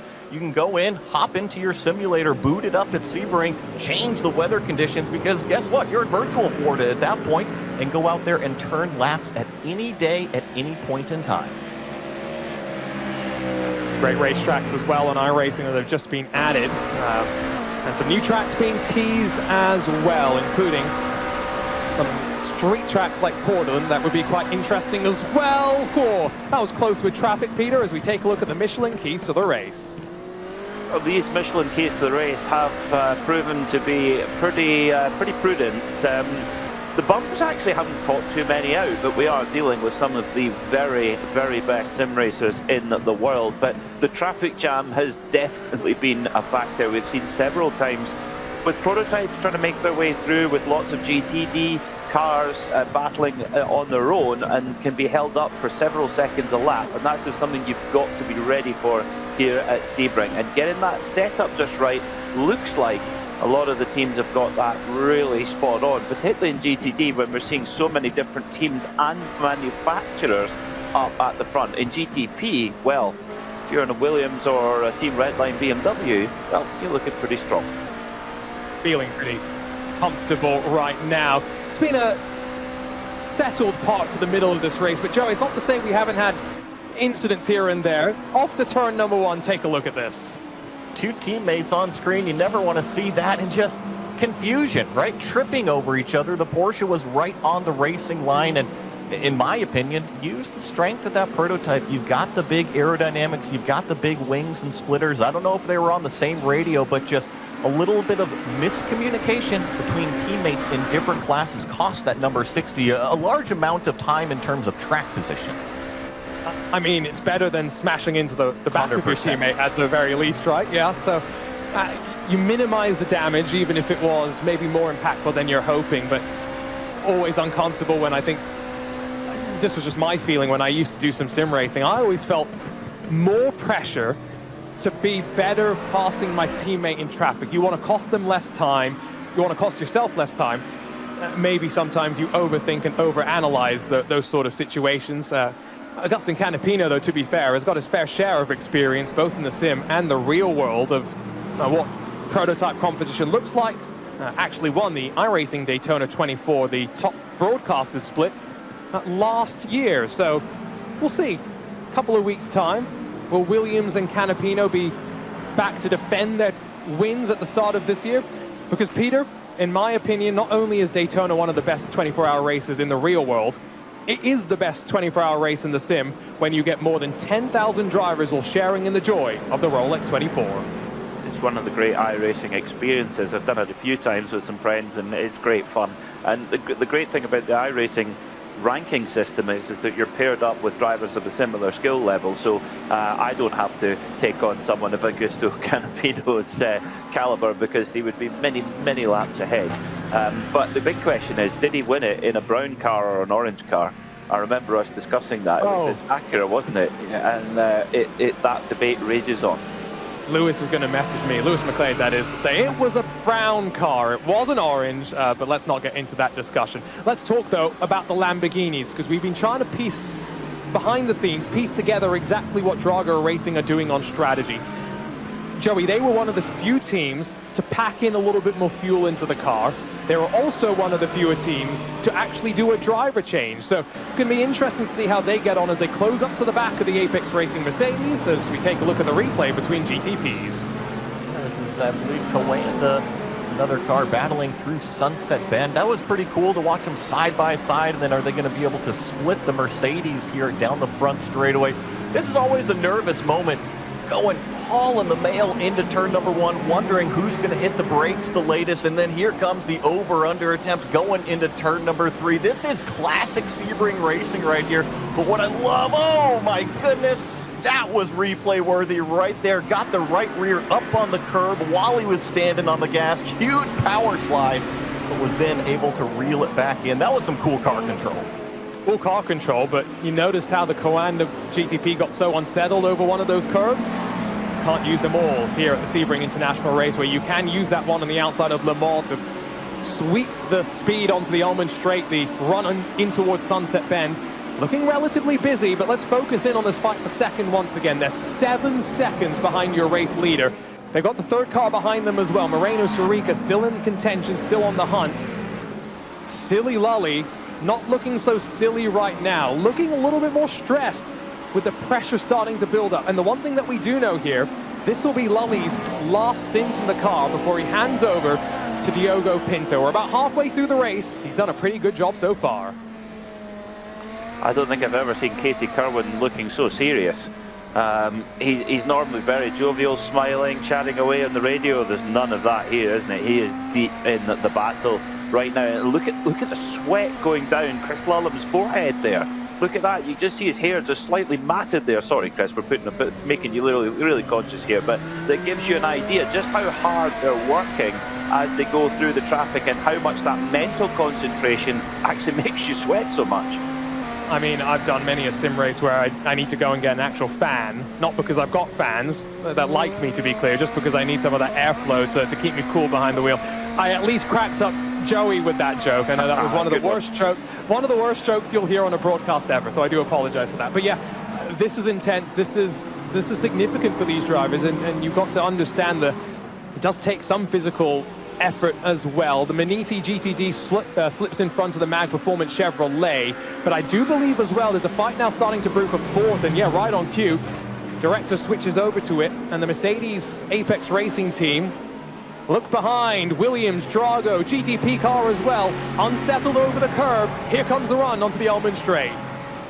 3 of these GTD cars lined up nose to tail. Let's see if, yeah, sure enough, defensive from Sanchez out in front, kind of moves the car in the middle of the racetrack, then brings it back to the racing line. Let's see if either one of them can maybe ride the bumps through turn number 17 that little bit better. If anything, I think that this 199 Mercedes, the lead Mercedes that we're watching, was actually just a touch wide right there. But remember, it was that 105 Mercedes of Parker White that was really leading the way for that manufacturer earlier. So the team ART car with Sanchez is making their way forward currently. And I'm just noticing this, Arjuna, plus 17 spots from where they started. Yeah, I called it out once, but I think we need to give them another shout out as well, because they qualified outside the top 20. And it's so easy to get in your own head then. But what they've done is claw back. There's no other way for it, both in lap times, in strategy as well, and now run as the highest of the Mercedes cars. It is a quite remarkable effort so far from the Corey crew, and we'll see if they're going to continue to be able to push forward. And again, I always just love seeing Parker White. I mean, we saw Casey Kerwin, the look of focus on his face. Peter says he's never seen a previous eNASCAR champion so focused before. Well, look at the defending eNASCAR champion on our screens right now and proving that he's just not good at turning left. He can turn right as well. And I think joined up with a team like Williams, Peter, it's a really good place for Parker. He is one of the best that oval racing in the sim world has seen. And now he's slowly proving to us that he's got that talent on the roadside as well. It's not a surprise at all. I think if you've got that car control, you've got that finesse to be good in a cup car, NASCAR cup car, the GT3 car isn't going to be well out with of your gift. Particularly when you look at how many road courses now are being introduced into the schedule. Yeah, it's not a surprise. And you're right, to be in on one of the top teams with Williams, it's a great fit. The driver and the team car that I'm looking at is that red Drago Lamborghini right behind him, because that car has got a lot more fuel on board. Quite a lot more than both of these AMG Mercedes is in front. So watch for that red Drago Lamborghini. They have got a little ace up their sleeve. They've kind of taken the pain of the longer stop early on. Their next stop should be a quick one. But what's interesting is Nicholas Rubelar, he did the first stint of the race as well, right? So they still owe us a driver change, which is going to mean they're required to be there for at least 30 seconds. Now, maybe they've done the math and they figured out that that's all they need to be stationary for. Maybe indicates to us that Nicholas Rubelar may be really, really confident in his speed here today. On board with Canapino as we ride over the roof of this Porsche 963. Williams Esports Racing Prodigy car in front of us just continues to work. A car, by the way, which does have 2 new drivers for this round. They've had Alexander Spetz and Ate Kalpinen behind the wheel of the 33 for the first 2 rounds of the series. Today, Morena Sarica and Robin Galerum both step in. So, Joey, it's a bit of discontinuity there for the team, right? Not just 1 new driver, but 2 new drivers. Sometimes it can be good. Sometimes you need a fresh outlook on things. And I'm not saying it's always good. Sometimes the consistency of having your regular drivers in there, you know how they work, you know what kind of setup you want. But sometimes it is nice to put a new driver in there or a new pair of drivers, and you get brand new data points out there as these GTD cars continue to race on. It looks like we're going to get another replay on the bottom of the screen here between this Coanda car, and I believe that's the number 60 as well. This is heading down into that turn 7 hairpin. That is the gridandgo.com car all the way to the outside, late on the brakes. That's a really tough move to get done around the outside, and there's the contact. I was wondering if there's going to be maybe a little bit of rubbing on the doors there, and then it's going to continue down towards turn number 10. And that is the thing about that part of the track, is if you use the curb, you straight line the track basically, and I think Coanda were kind of expecting the Grid and Go car to let off the throttle. Mitchell de Jong and Johan Royer having a drag-out fight between the two of them, but a drag-out fight for 10th position. I did note, pit stop, Williams Esports Racing prodigy. It's Moreno Surica out, it's Robin Glerum in. So they're in first of the entire class, Peter, but it does, I think, that's very wide from Parker White out through turn 1. It does mean the entirety of the GTP class, you need 2 stops from this point forward. Including this one, to be clear. Yeah. So that's an odd one, because we did see this was it at Indianapolis? Yes, it must have been, where we saw some teams like trying to go for a stop less than the others, and it was a little bit of a split decision on what to go for. So that then means that it's going to be a 3-stopper, will that be? Yes, will be for the number 33 Williams crew. See another look, this time on board. Jinx to the left, goes deep under the brakes, and then what happens on exit? It all comes together.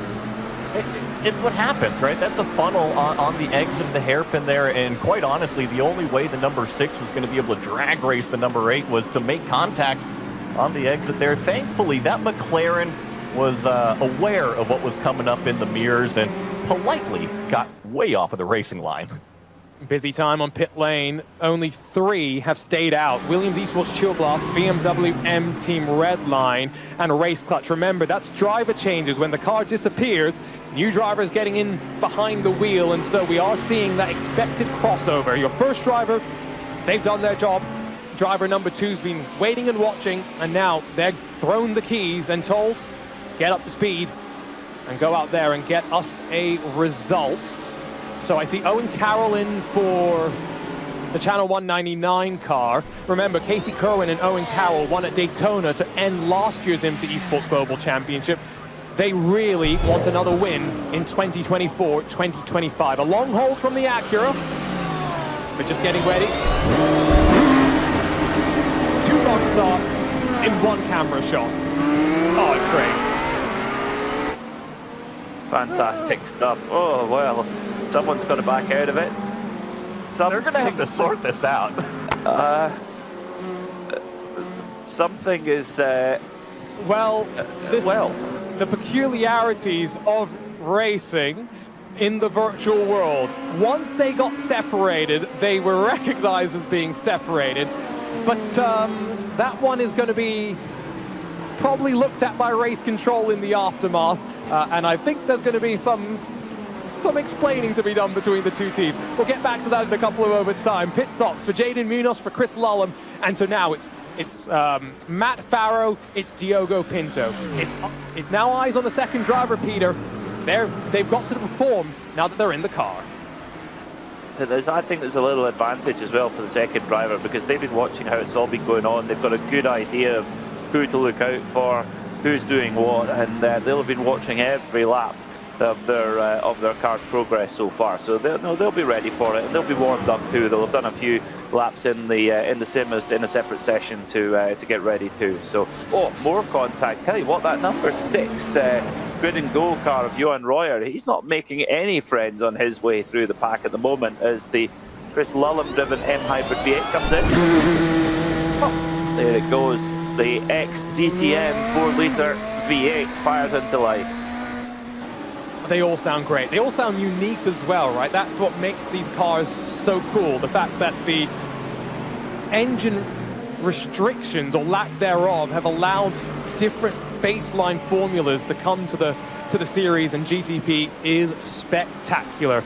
Remember, they will have 1 more pit stop guaranteed before the end of the race. Not going to see a driver change there. It's going to be a relatively short stop just for fuel.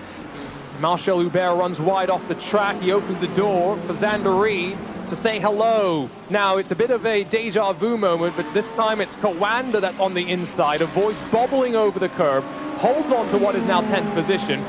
And that car behind, I'd love to say it's in the fight, but unfortunately that is the BMW M Team BS competition car.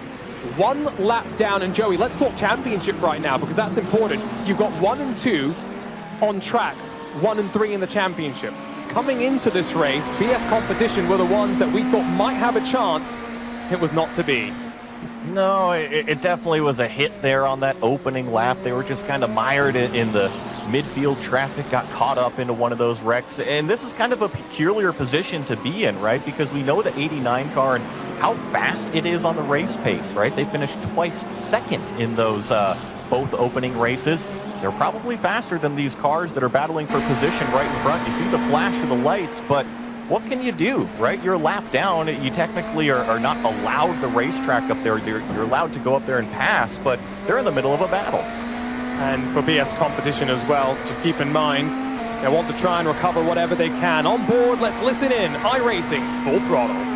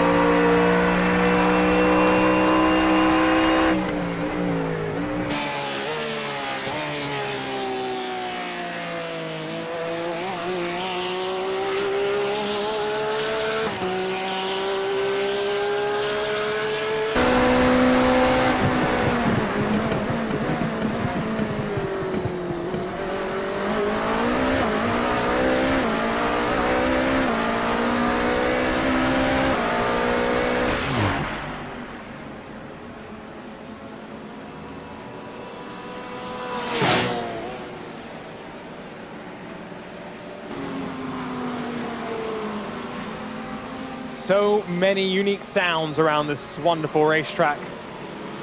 Love sports car racing in 2025.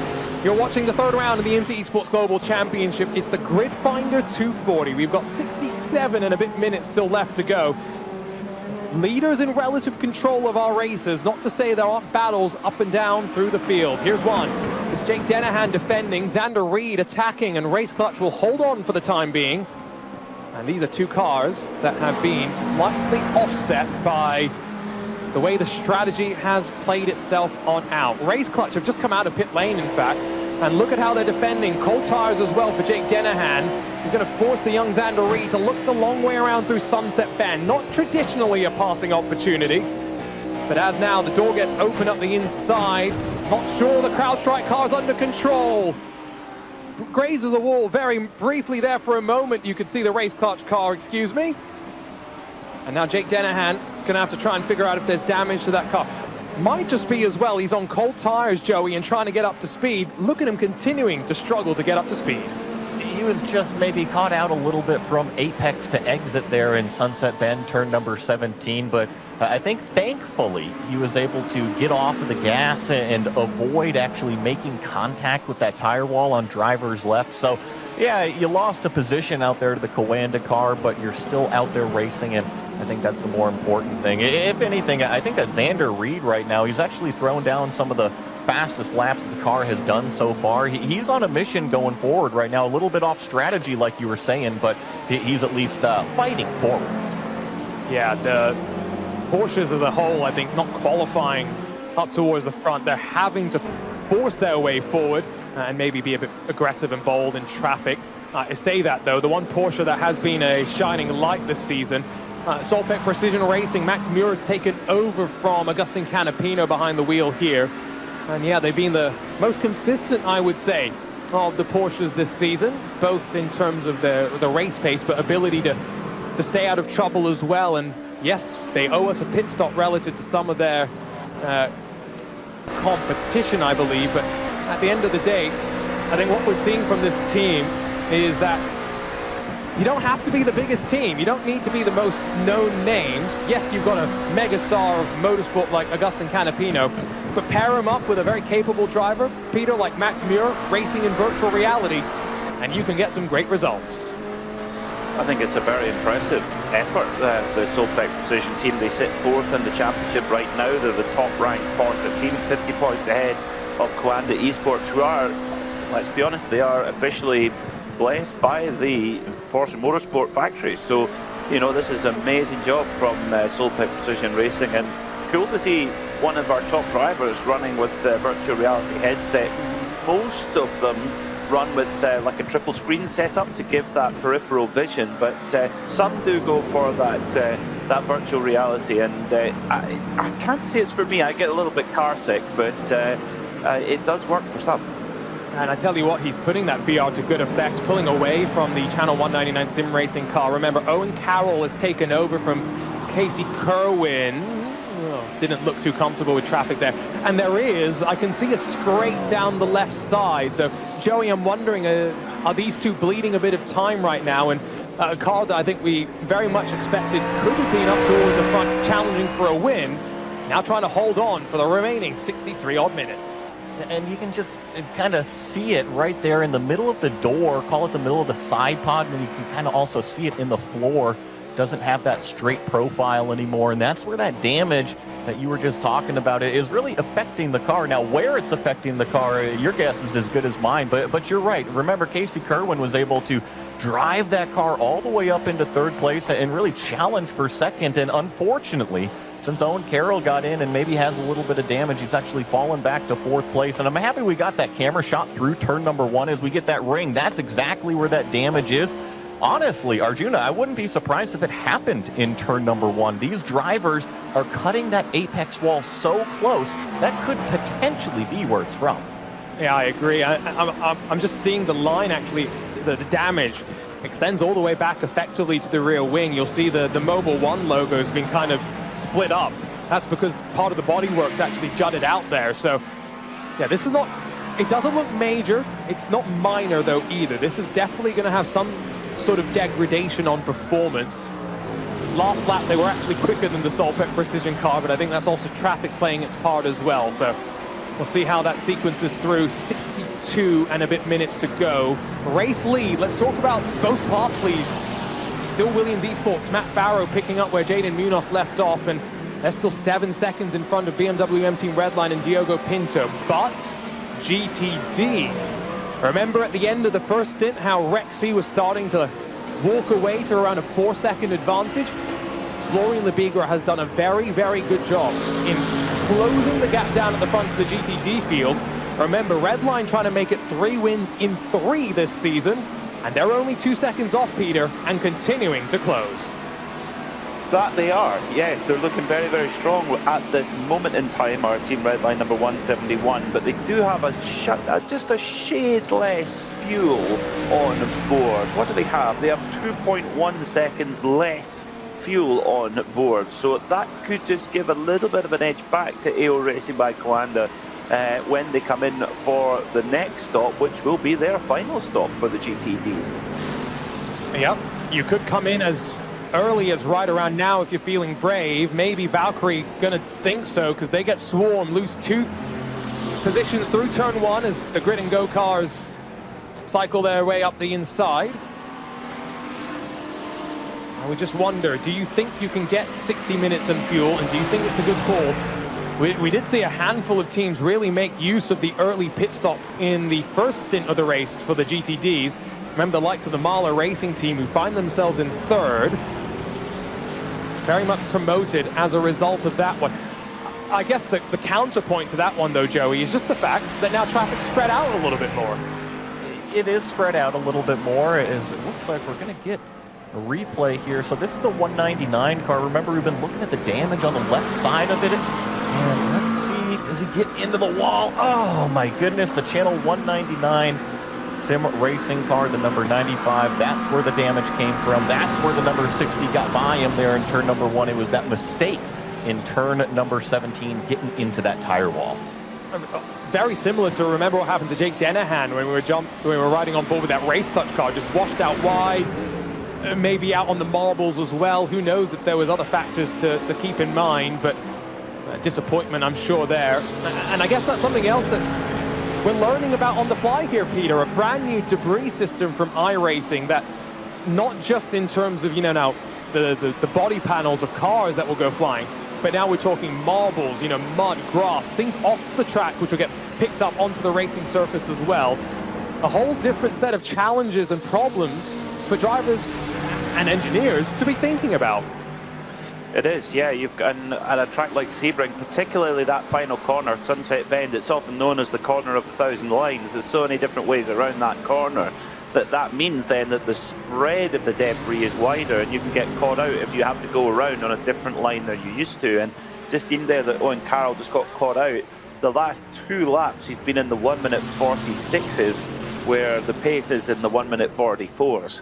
So it seems like the damage that's been picked up is holding them back, and they're going to see them fade over the next hour. All they can really do is, well, they might get lucky if they come into the pits for their final stop, or when they come in for their final stop. There may be the opportunity to get a little bit of repair done without losing any more time, but it's a big if. So let's see if we can get just an idea of how much of a hit this was. Here it comes. Not insignificant. It almost looks like it's bounced off the wall, but it must have dug in enough, especially towards the rear where we saw the panels, misaligning. That seems to be where the damage is done. Like you say, we're talking anywhere from about a second and a half, 2 seconds off the pace right now, and with still an hour to go, it's going to be a very painful hour potentially. That in front of the GTD P cars, I should say, is your GTD leader. And for the first time in quite a while, gap between the GTD first and second spots under 2 seconds. So I think Florian Lebiger is really starting to charge hard. And I wonder if the balance on that Porsche, Joey, maybe not suiting this point in the race. It's one of the few races this season where the track temperature is actually increasing as we go through the course of the race. I think we're all on the same page here in the commentary booth. I would be very worried if that number 171 was in the mirror and there's nobody in between them and the leader. We've seen how they're able to close out the races this year. They've won both of the races at Road Atlanta and Indy Road Course. Remember, they were kind of in the mix with some traffic on that first fuel stint, but now that they have nobody in between themselves and AO Racing up front, it's actually come down to 1.7 seconds in closing. I'd be very worried as we're checking out this battle between the number 8 and the number 33. And you got Mitchell de Jong on the bottom left. I mean, if you've been around the sim racing world for quite a while, you know plenty about Mitchell. He's competed in basically all the iRacing World Championships that there's ever been, raced in the X Games back in the day, was doing some rallycross last year with Nitro Circus and Nitro Cross there.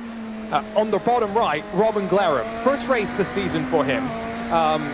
And Joey and Peter might not know this about him, but he filled out a driver bio form for us. and he put in something very interesting about him. I am not the most interesting person on the IMSA Esports grid. That is his driver bio. That's the only bit of information he wants to let us know, Peter. He's the Kimi Räikkönen of the IMSA Esports Global Championship, but he's looking pretty strong right now. It's been a good charge forward from the number 8 car that Robin Glerham is chasing, the number 8 Coanda Porsche, which of course had a lot of issues early on. But that number 33 car of Robin Glerham has got quite a lot more fuel on board. So they could fall forward at the final stop. So keep a watchful eye on them. And yes, he might not think he's interesting, but he's got a curious strategy up his sleeve, I think. Yeah, he's got plenty of experience as well, does Robin. So someone to keep an eye on, especially with the fact that he joined initially, if I remember correctly, the Williams Esports Academy, and is now racing a bit more as part of their main program as well. Always cool to see the development of some of these drivers. Jaden Munoz, remember, led the race for Williams Esports Chill Blast for the vast majority of the race so far, handed over to his teammate Matt Farrow, another byproduct of that Williams Esports Academy funnel for these drivers. Peter, you've got a driver standing by. I have the one and only Silly Lully to give him his full name. Chris Lillum, hello, thanks for coming to join us. Currently sitting second in the race. Tell us about your opening stint. Yeah. I mean, the start was fantastic. I mean, we didn't quite pull together the quali lap we wanted, but then coming out of sector 2 on the start, I was already in P3, I think. So that was not too bad. And then from then on, we never really had the pace to challenge for the lead. So at the moment, it's just about securing P2, and we have a couple people behind us who are pretty quick. But yeah, I think we'll be all right. It seems like strategy-wise, you're on a fairly similar schedule to the number 5 Williams car. I mean, is there anything that you guys can conjure up to give a challenge to them in this final hour, or is it a case of consolidation? Yeah, I mean, under normal circumstances, definitely not. But this championship doesn't bring normal circumstances. So yeah, I mean, realistically, we're looking behind, but you know, anything can happen. That's very true, especially at Sebring. Now, I'm going to try again. Are you going to tell us where the Silly Lully nickname comes from? That's something that's just spawned from my teammates being goofy. I'm going to find out one day. Yeah, I don't think there's anything that interesting behind it, so you might be disappointed. Thanks for coming in to join us, Chris, and good luck for the rest of the race. Thank you. See you later. He's a good sport, at least, about the Silly Lully nickname, which has very much stuck, especially when his teammates come into the broadcast booth and tell us that we've got to keep calling him Silly Lully. So thanks to Chris for his time, hoping that 2025 is a good year for him as well. 2024 was the first year that he got to jump behind the wheel of a real race car, was racing in the Haggerty Radical UK Cup. Plenty of wins as well in what was a very successful season, and got to drive some GT3 cars, testing with his teammate Max Verstappen. So who knows what this year is going to have in store for him. Pit stops for GTD, by the way, and this is an interesting one, Joey, because it actually comes about 12 minutes before we think the last point GTD cars will come into pit lane is. AO Racing by Coanda still lead, but the 171 into pit lane, Enzo Benito in, Florian Lebigra out. And remember what we kind of highlighted earlier in that first fuel stint is the drivers and cars that pitted early, they actually got a big leapfrog in that track position. Now, what that team Redline number 171 has done is, as soon as you can make it to the end, they came down pit road, they packed that thing full of fuel. So they are essentially the first car to pit, the first car that can make it all the way to the end. However, what that means is they're full on fuel. They're as heavy as they can be. That doesn't necessarily equal the fastest car out on the racetrack.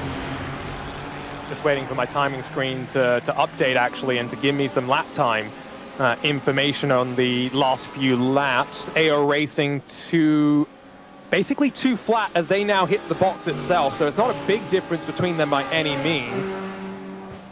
Enzo Benito stationary for 39.6 seconds, so It's not quite a full service. It's pretty close. There's a couple more GTD takers in. I'm guessing what we're seeing here is just the reality of the fact that you don't need a full service in a 2 hour and 40-minute race to get to the end. You can divvy up the pit stops a little bit more. And so 50 minutes to go.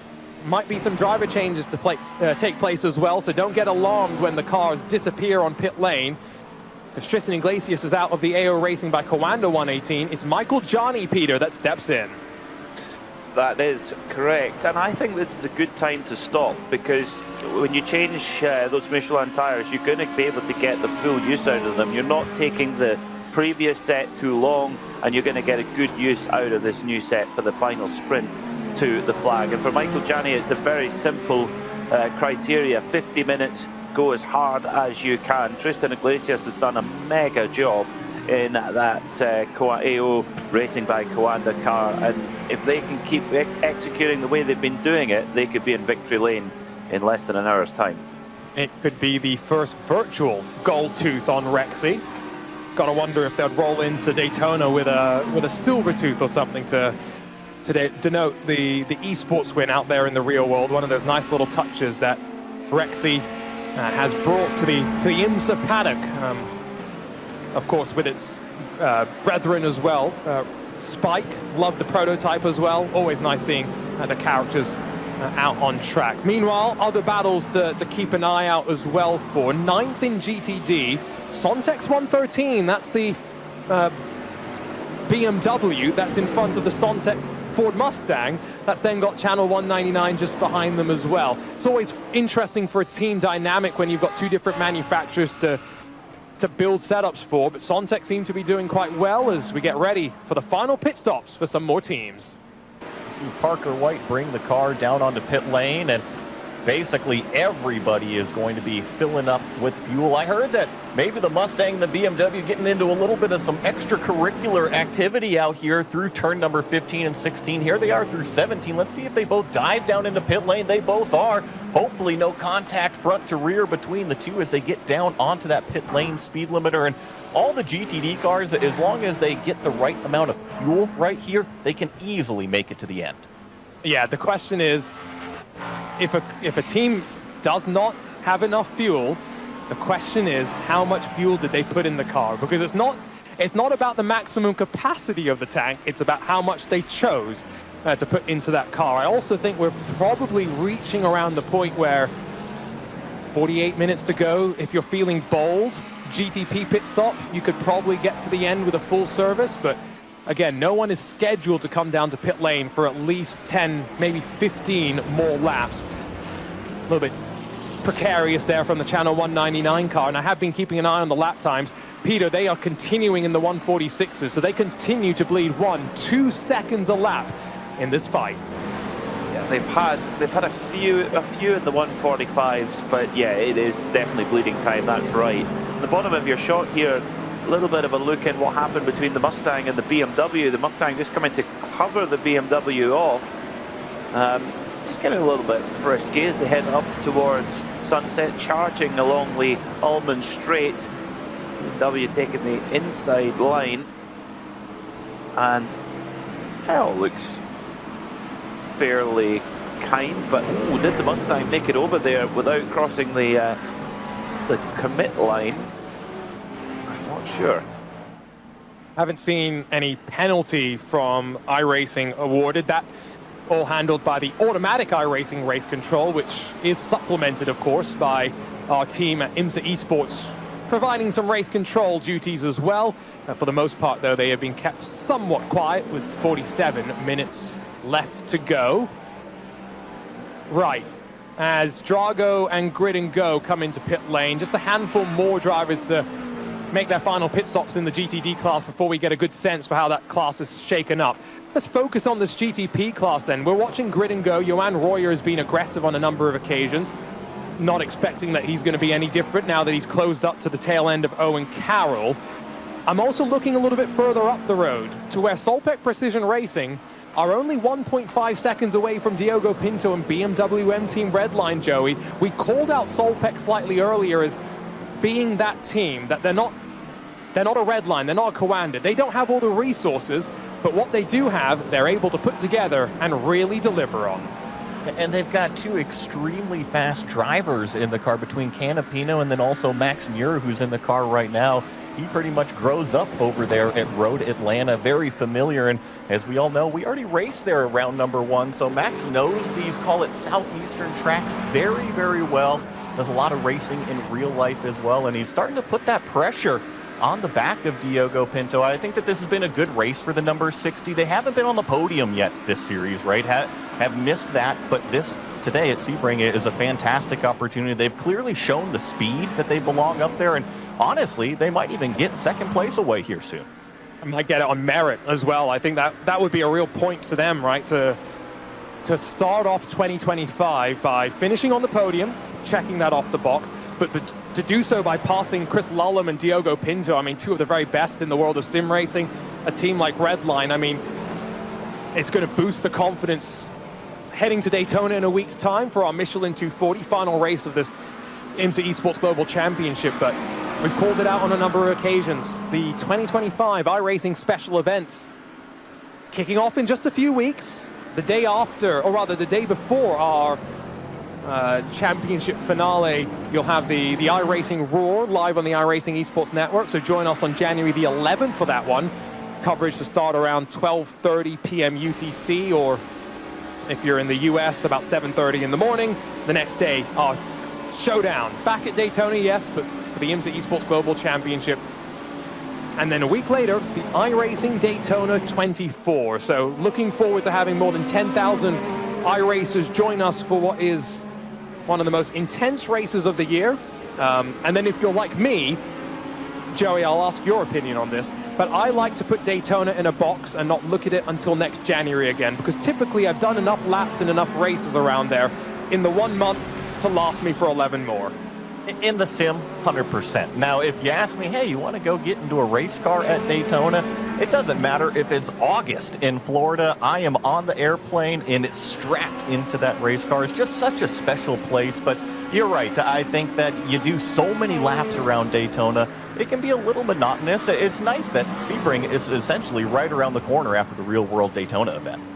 Only a couple of months and then you get to focus on the bumps. Speaking of, bumpy day for Channel 199, but I think what they've just done, Peter, into pit lane at the first time of asking, they're going to get some damage repair.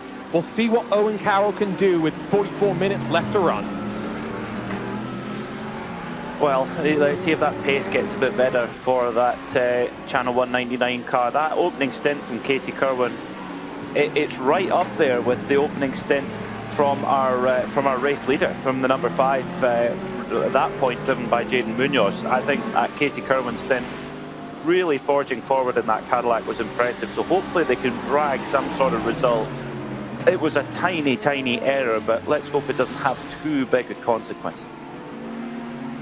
That's the level at which we're playing. Tiny mistakes have the biggest consequence, and in the case of that number 95 Cadillac, deprived it of a chance of fighting for a podium, we do believe.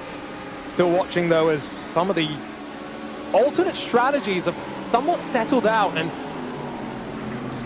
settled out in some quite interesting ways as well. Alessandro Bico has taken over from Parker White in the 105, the blue Mercedes-AMG Williams Esports entry.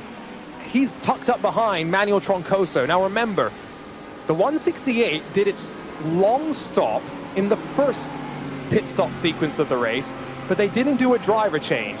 So what that meant is that Manuel Troncoso came back down to pit lane, and I'm just looking at the pit stop times. He only was stationary for about 2 or 3 seconds shorter than some of those teams that went really short in the first pit stop sequence. Basically, Joey, the consequence of having to do a driver change in the second pit stop kind of nullified any potential benefit of a long pit stop in the first sequence of the race. I think that strategy has played more effect here at Sebring than what we've seen the previous 2 races. I think at Indianapolis, just the pit road, it's so long there. Here at Sebring, it's very short, right? You come out of 17 pretty much at full speed, and then it's right there on the right side, and then you immediately get back up to speed even before the apex of turn number 1. So I think it kind of opens the book in terms of what you can do on pit lane, and I love it. As calling the race. I love to see the varying strategies. With 41 minutes remaining, everybody here can make it to the end. And that's 4 for 4 in terms of us hearing all the manufacturer bump starts down on pit lane as we see the grid and go car off and away. Yeah, again, I'm glad we're in the broadcast booth and not engineers trying to do strategy, because I often look at this and I just go, how do you pick? You flip a coin and you kind of hope you're right sometimes. And I was actually talking to someone at Sebring about car setup, race management. It's not really a science. It's a combination of arts and science. It's how do you use experience from the past and logic and general information that you have. But how do you combine that with your intuition, that sense that you have that something is better or not? And I think the best race car drivers ultimately do tend to develop better intuition as well. And sometimes I think you kind of can hear that in the way they describe rain and whatnot. Manuel Troncoso riding on board with him, hunted down by Alessandro Pico. And this Drago car, we thought they maybe had a little ace up their sleeve, but in terms of strategy, but not quite. Actually, your effective net race leader in GTD, that 118 AO Racing by Coanda car, it is the car that's brought on the most fuel over the course of the race. So they are not tight on fuel. That is a genuine net race lead once the door number 121 car comes in. Meanwhile, battle for second position, Diego Pinto in 20th, in car number 20, excuse me. We just spoke to his teammate Chris Lullen, who said, you know, it looks like the win is gone unless something happens, but he did say we've got quick guys behind us, and he's absolutely right. Max Muir, car number 60 in that Soltec Porsche, absolutely on the charge. And I almost wonder if you heard from how Lullen was talking about the battle here, that they recognize that they don't have to finish second. They would love to finish second, yes, but because that first round went, you know, downhill for them so early, no fault of their own, they're playing fight back.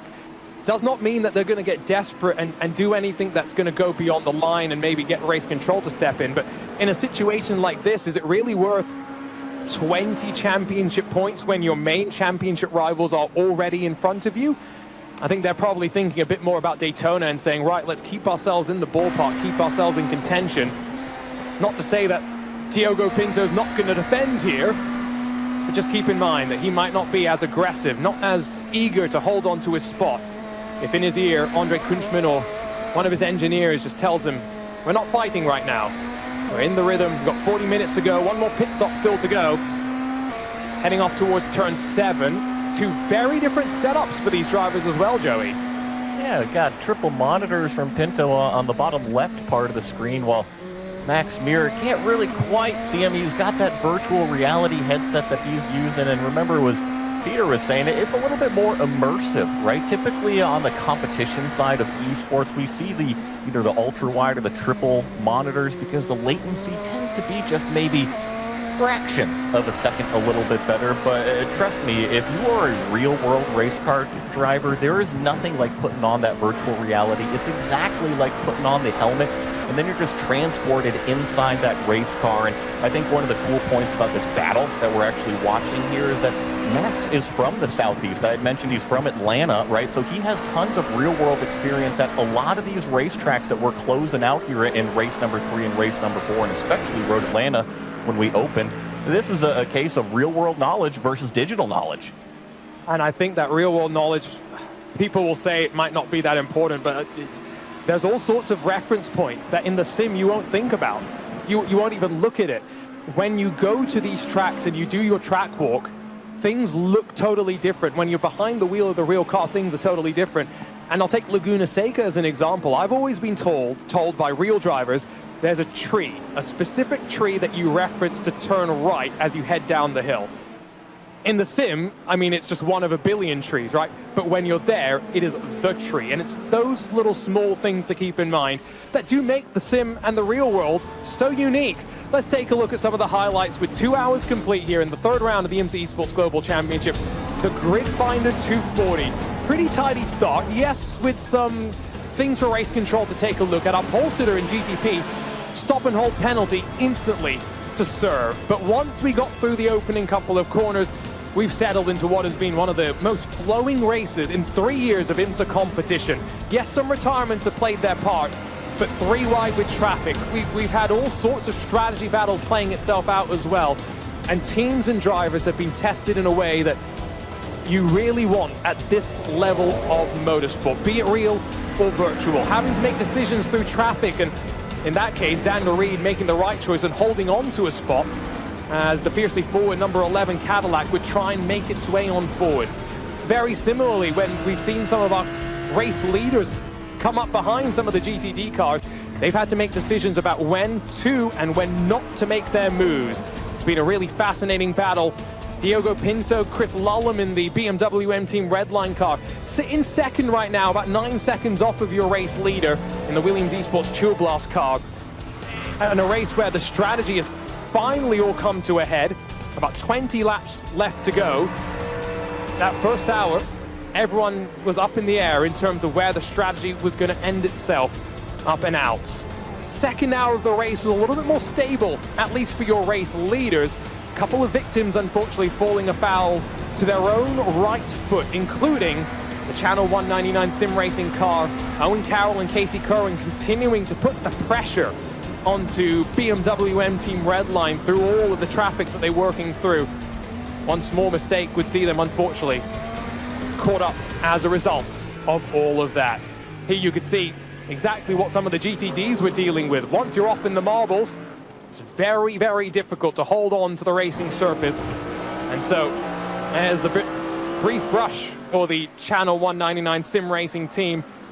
Not the only car to make that mistake as we come to the end of hour 2 highlights and pick up one of the last pit stops for GTP. Solpec Precision Racing in and out. Maxime Muir finishes up his pit stop sequence. Gets back out onto the racetrack, and I'm curious to see really where he pops out with everybody else who is yet to make their pit stop. This is that BMW M Team Redline number 20 car sitting in second place, and I wonder if they're actually going to kind of mirror the strategy put down by that number 60 car. Now, our first fuel stint for these GTPs, they stretched it to call about 27, 28 laps.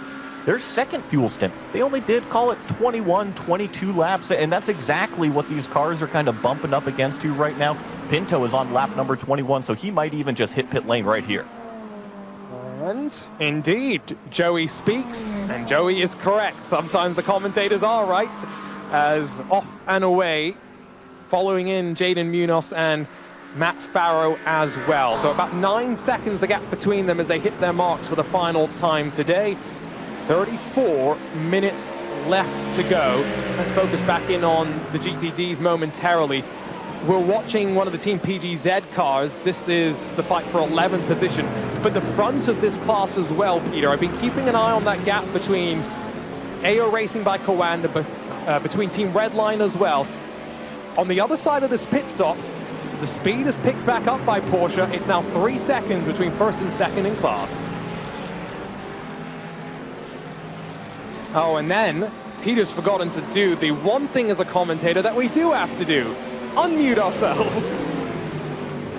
I was just gathering my thoughts and unmuting my microphone. You know when biscuits are live. But yes, that is very, very true. But the Porsche for AO Racing, they've just been really consistent all the way through. 3.2 seconds to the good right now. Meanwhile, Valkyrie competition going really close up to Team PGZ. Porsche trying to go through, and the 121 Doer Esports car is going to say thank you very much. I'll have a bit of that. One pony goes through the gate, might as well be two. And this is a really fun sequence, but I think all it's really done, that grid and go Ferrari maybe closing the margin down very slightly. It's Miguel Costa who's trying to hunt them down, make this a four-way battle. And with a couple of different manufacturers in the mix. The gap up the road in front of them, if you're curious, about 3.5 seconds to Andrew Carone, the Canadian in the WSR Esports Butt Kicker 123. So these are all people fighting for points. And For those that are unfamiliar with the point system of the IMSA WeatherTech Sports Car Championship, which the IMSA Esports Global Championship replicates, Joey, you get points for qualifying, but there's also points basically all the way down the order as well. So it doesn't matter where you finish these races. Yes, you'd rather finish up towards the front, but every position is worth at least 10 points on track. It goes back to kind of the old school adage and thinking that you should finish the race no matter what. I've been watching this number 121 car that's directly in front of us, and I mean, he is attached to the rear bumper of that number 177 that's directly in front of him. I thought that maybe the Door Esports car was going to make a move here in the last couple corners, but he's just kind of opted to follow a fellow Ford Mustang around through this lap, and it's incredibly close up front. I've been watching that number 171 of Team Redline and also that 118 of AO Racing. I was expecting Redline to actually close it in a little bit more. Remember, there wasn't any cars between those two, and they had closed it down to about 1.5 seconds. Well, that gap in GTD up at our lead has ballooned up to 3 seconds in favor of Rexy again. Yeah, I think Rexy's in a very, very strong position right now. The Drago Lamborghinis, which again, we've talked about them being on a slightly different strategy. I think they're going to be sitting at the end of this race in their debrief and thinking, right, we didn't quite nail that strategy. What can we do different for Daytona? I think a team that is going to be on the total other side of that equation, though, Apex Racing Team, they sit in 7th in a very, very good position given they started outside of the top 20. A slide up the inside, nice and easy, coordinated between two Ford Mustangs. It's Door that gets in front of the Valkyrie 177. Good move there from Door Esports, and it's a big commitment corner in a GT car. You're having to manage a lot of weight and a lot of going on through there. Prototype slightly different. In the old days, back in, I say the old days, 15 years ago, the late 2000s, the Michelin tyre that the prototypes ran on at that time was called a confidential tyre, and it was, each one was built for that specific car. Now it's spread across the whole field, but in those days you had a confidential tyre, and the LMP2 cars, which are incredibly light in those days, the Porsche, the Acura, they could be flat through turn 1 through there. Imagine that. Marco Andretti in the Acura, yes. Marco Andretti in 2008, he was flat to the board all the way through turn 1. Just imagine that. What? Sorry, I need to repeat myself. What? You heard correct. Wow. Flat to the board. For those that have not experienced turn 1 and Sebring, I mean, it's a slight dab on the brake, down a gear or two, and Joey, you turn left in a prototype at what? 150 miles an hour? Yeah, probably something around that. And really, through Apex, you're just rolling that amount of speed, and if you're not on gas when you go over those exit bumps, you're pretty much along for the ride. So yeah, that's incredible. Wow. Flat through turn 1. Flat through turn 1. There's a small chance that I'll get to drive a race car this weekend. I'm not going to try going flat through turn 1, that's for sure. Unless it's a Nissan Micra, don't. Yeah, no, it does not sound like a good idea. Did note that there's a couple more cars that have been slowly just creeping their way forward. I called out Miguel Costa in the grid and go car. He's now only 1.2 seconds off the back of this three-way fight for 11th position. What he can do here, just riding on board this Ford Mustang, the number 177 car. It is that Valkyrie competition car, and they've kind of spread out that little bit. I was so impressed with how close that Door Esports number 121 was able to really follow this other Ford Mustang around. You know, in the real world, it's a little bit different because you've got a lot of visual markers and a lot of visual feel of when you kind of bump into a curb or something on the edge of the racetrack. But in the digital world, you're pretty much in their trunk. And thankfully here it's still attached in the digital world, but it can be difficult to see. Yeah, when Peter made the comment about the Ford Mustang's front bumper being very strong, remember when we talked about Valkyrie in pit lane? I was struggling not to make a joke about rear boot lids and whatnot with wind, and there's a joke in there somewhere. Last 30 minutes of this race, though, we've been calling out that there are going to be some late takers down to pit lane. In the GTP class, most of them have cycled through already, with a handful of exceptions, including the current race leader, Race Clutch's number 23. And so that will hand back over the lead of the race momentarily to the Williams Esports Chill Blast team, who do look set to grab a victory that will put them in a great position in the championship going to Daytona. But, Peter, I've been thinking about this a lot today, knowing that our championship finale is in 7 days' time. Daytona is one of those tracks where, as much as you might have confidence in your own speed, the unpredictable is almost predictable that it's going to happen during that race. Any last day of the season, just strange things happen.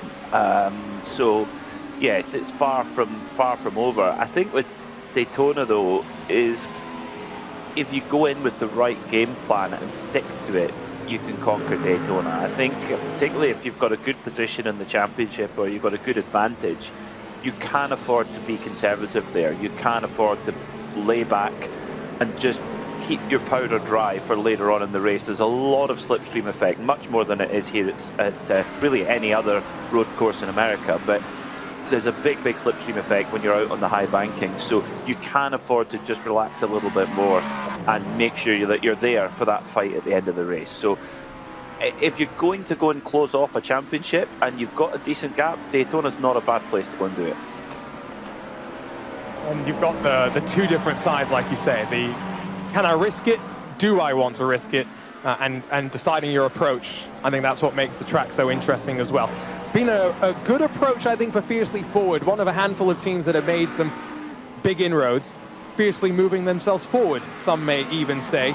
It's going to end up being 9 positions gained once we see the race clutch number 23 down into pit lane. And I think ultimately, you know, it's another team that we have seen flashes from them. I remember last time at Indianapolis, they were up in contention and maybe just slightly missed out on strategy, right? Yeah, I think that's exactly what was happening. And you're right, they have been going forward quite quickly. Plus 8 positions gained on the day. And honestly, they're in a really nice spot on the racetrack. They're, call it 5 seconds ahead of gridandgo.com, but about 3.5 seconds behind that second Williams Esports car. Not the Chill Blast car, but the Racing Prodigy car. Their lap times have been very competitive. I think they're going to kind of hang out here to the end, barring any unforeseen circumstances or problems from anybody else. Back over to the GTDs to find the biggest mover there, where this was one team that had to start from the back of the field because they submitted their paperwork late, for lack of a better analogy. They nominated a substitute driver after the deadline, started at the back, 18 positions gained for Luca Vunch in the Door Esports car, alongside, as Peter, you called out, the world's fastest physiotherapist. Alexander Teeb, yes. They've put in a great performance. These Mustangs have been quick today. I think this bodes well for next week at Daytona. This Mustang GTD package is something that everyone's getting on top of, you know, but particularly here in the simulator, it's been on the simulator for less time than it has been on the real world racetrack. But you know, in the real world racetrack, they've had a kind of learning year to start, and do not be surprised to see them be very competitive in the upcoming season. But yeah, in the IMSA Esports Global Championship here, it's been a good run. And Door Esports, they've had one car charge from deep in the pack, right at the back of the pack, in fact, to gain 18 positions, and they got their sister car up there in 6th. A good day's work. Absolutely. Solid day for the team, I think, and they'll take a lot of positives moving on to the final round at Daytona. We've got to fight, though, for what is now 3rd. 20-odd minutes to go. No pit stops for us to think about. It's now just about who's got the fastest cars. And this is a Williams sandwich wrapped with the Drago bread around them. So you've got Manuel Troncoso in front, Alessandro Bico in the middle, and Ricardo Rico directly behind. Fight for the final step on the podium, and this is where, again, those two Lamborghinis might be a little bit heavier in some ways, given that they seem to have taken on a little bit more fuel, and rear end sliding around there for Troncoso out through turn 1 as the race leader puts another lap on them. Yeah, they get through a little bit of a tense moment there, and they'll continue to race on. And look at that dive down there from the number 8 car. This is the battle for what is 7th place. They're going to leave that call it Channel 199 Sim Racing out to dry on the outside. Really unfortunate for that number 95 car of Owen Carroll, right? He's just kind of been slipping down through the order. He is going to take the position back in turn number 1, so the fight is still there. They want the points. Remember, you said that there's points available for every single position out here, so the further forward you finish, the more you can kind of hang on by your fingertips at the end of this race, the better they're going to look in the championship. They're fighting for their share of the $25,000 prize pool split across the two classes. Nice little way to close out 2024, start off 2025, fight for the $25,000 prize pool. Remember, for Owen Carroll in that Channel 199 car, probably going to be feeling like he needs to defend hard, having made the mistake that cost them a bit of time and track position. He is one, though, that is always one to watch in terms of moving forward. Now we'll get to see him a little bit more defensive, trying to hold on to, again, 7th position with 21 minutes to go. He's going to be thinking about not just one Coanda car, but there's 2 Coanda cars in the mix. So keep an eye on how that all unfolds. You can see both the purple and orange machines just slightly behind in the little queue, Peter. Yeah, and that number 8 Coanda Porsche's got a bit of damage on the front left of it, hasn't it? So that's not going to be at the ideal performance level either, that leading of the 2 Coanda Porsches. So that's going to certainly play in the favour of the 199, or Channel 199 Sim Racing team, their Cadillac. So they can fight on a reasonably fair playing field, even if they're covering, if they are carrying quite a bit of damage as well. So you got to think, though, for Coanda Esports, this is not where they want to be in this, in this series. They do not want to be fighting for 8th position, or 7th position. This is, they're a team that come here to win, so they're going to be disappointed with how their season has gone so far. I mean, there's been a couple of cases through traffic, once with the Grittinger Ferrari, there with the Door Ford Mustang, where this battle has been a bit close for my comfort in terms of how close they get to the traffic. I mean, Coanda came into the season as defending champions. It has not been like that, though, across of 2.5 races so far. There's a spin behind, but that's completely solo. Instead, as Channel 199 and Coanda go door to door, down towards turn number 10 at Cunningham. On the inside is the purple and orange car, should have the slightly better run under braking, and will finally get the move done. But it all started up at the hairpin, and I think that Lamborghini for World Sim Racing, Joey, went around all by itself. Yeah, not only that, but it was Owen and Mitchell that kind of came together at the exit of that hairpin corner. I wonder if we'll actually get a replay of that, because Mitchell almost got turned around off of the nose after he just made that pass on that Channel 199 Sim Racing car. So it's one thing to make the pass, you still have to leave room on the exit, and Owen Carroll, evidently, he thought he was kind of left a little bit of racetrack, but it evaporated in front of him. And be so quick to turn around, isn't it? This is, again, a track that invites itself looking wide, but once you get into the racing lines, there's only a couple of specific ones that you want to hit. Even around this Sunset Bend, the corner with 1,000,000 lines, there's really one that you're trying to hit. The other lines are the ones that you end up running when you get it slightly wrong. Long way around, turn 1, Owen Carroll with traffic in front of them. A BMW that blocks the Coanda car off. Into the grass for Channel 199, but a pass in the grass as well. Almost deja vu to Maxime Briot. What I will say is, what do you have to do? Pass on track? I would almost argue that's 4 wheels off the track when making the pass. Yeah, 4 wheels off the track and more. So yeah, I wouldn't be surprised to see Coanda placing a protest on that one. I mean, the argument from the 199 camp will be that well, I was out there, I had nowhere to go, either that or I had to hit the back of the BMW. That'll be their argument. Whether it's valid or not, I don't want to be the judge of that, but for now it means that the 95 car, the Channel 199 Cadillac, is ahead of the Porsche number 8 from Coanda, which is, let's be honest, has been in contact with a lot of different cars throughout the day. They're making friends, is how I'm understanding that. They're sharing some of the purple and orange paints. How generous. How generous of them. Hey, racing paint is expensive. Remember, it's got to be light. You can't afford it, so use as little bit That's why it's final as you now. can. They've got race clutch behind them as well. So I think Coanda also now going to be thinking about some of the other fights that they've got. But yeah, at this point, this is the best that they can hope for. Maybe 7th at the end of the day with 17 minutes to go. Quick update once again on your leaders, by the way. Williams Esports, Chill Blast, GTP, Matt Farrow, Jaden Munoz, they've gone. They've run away with this thing. You can see the GTD leaders, though, in this shot. You can see the GTD leaders there, and you also see this battle for what is 7th place right now in this GTP fight. And I know that there's 3 cars. It's actually 4 cars involved now with it. Owen Carroll, Xander Reed, Mitchell, and then also Jake Denahan in this number 23. So we always look towards the end of these races, right? The strategy book is always open during the, call it the meat and potatoes section, but where it really starts to get fine and narrow is towards the end of these races. And sure enough, 16 minutes left, and we got 4 cars battling for position.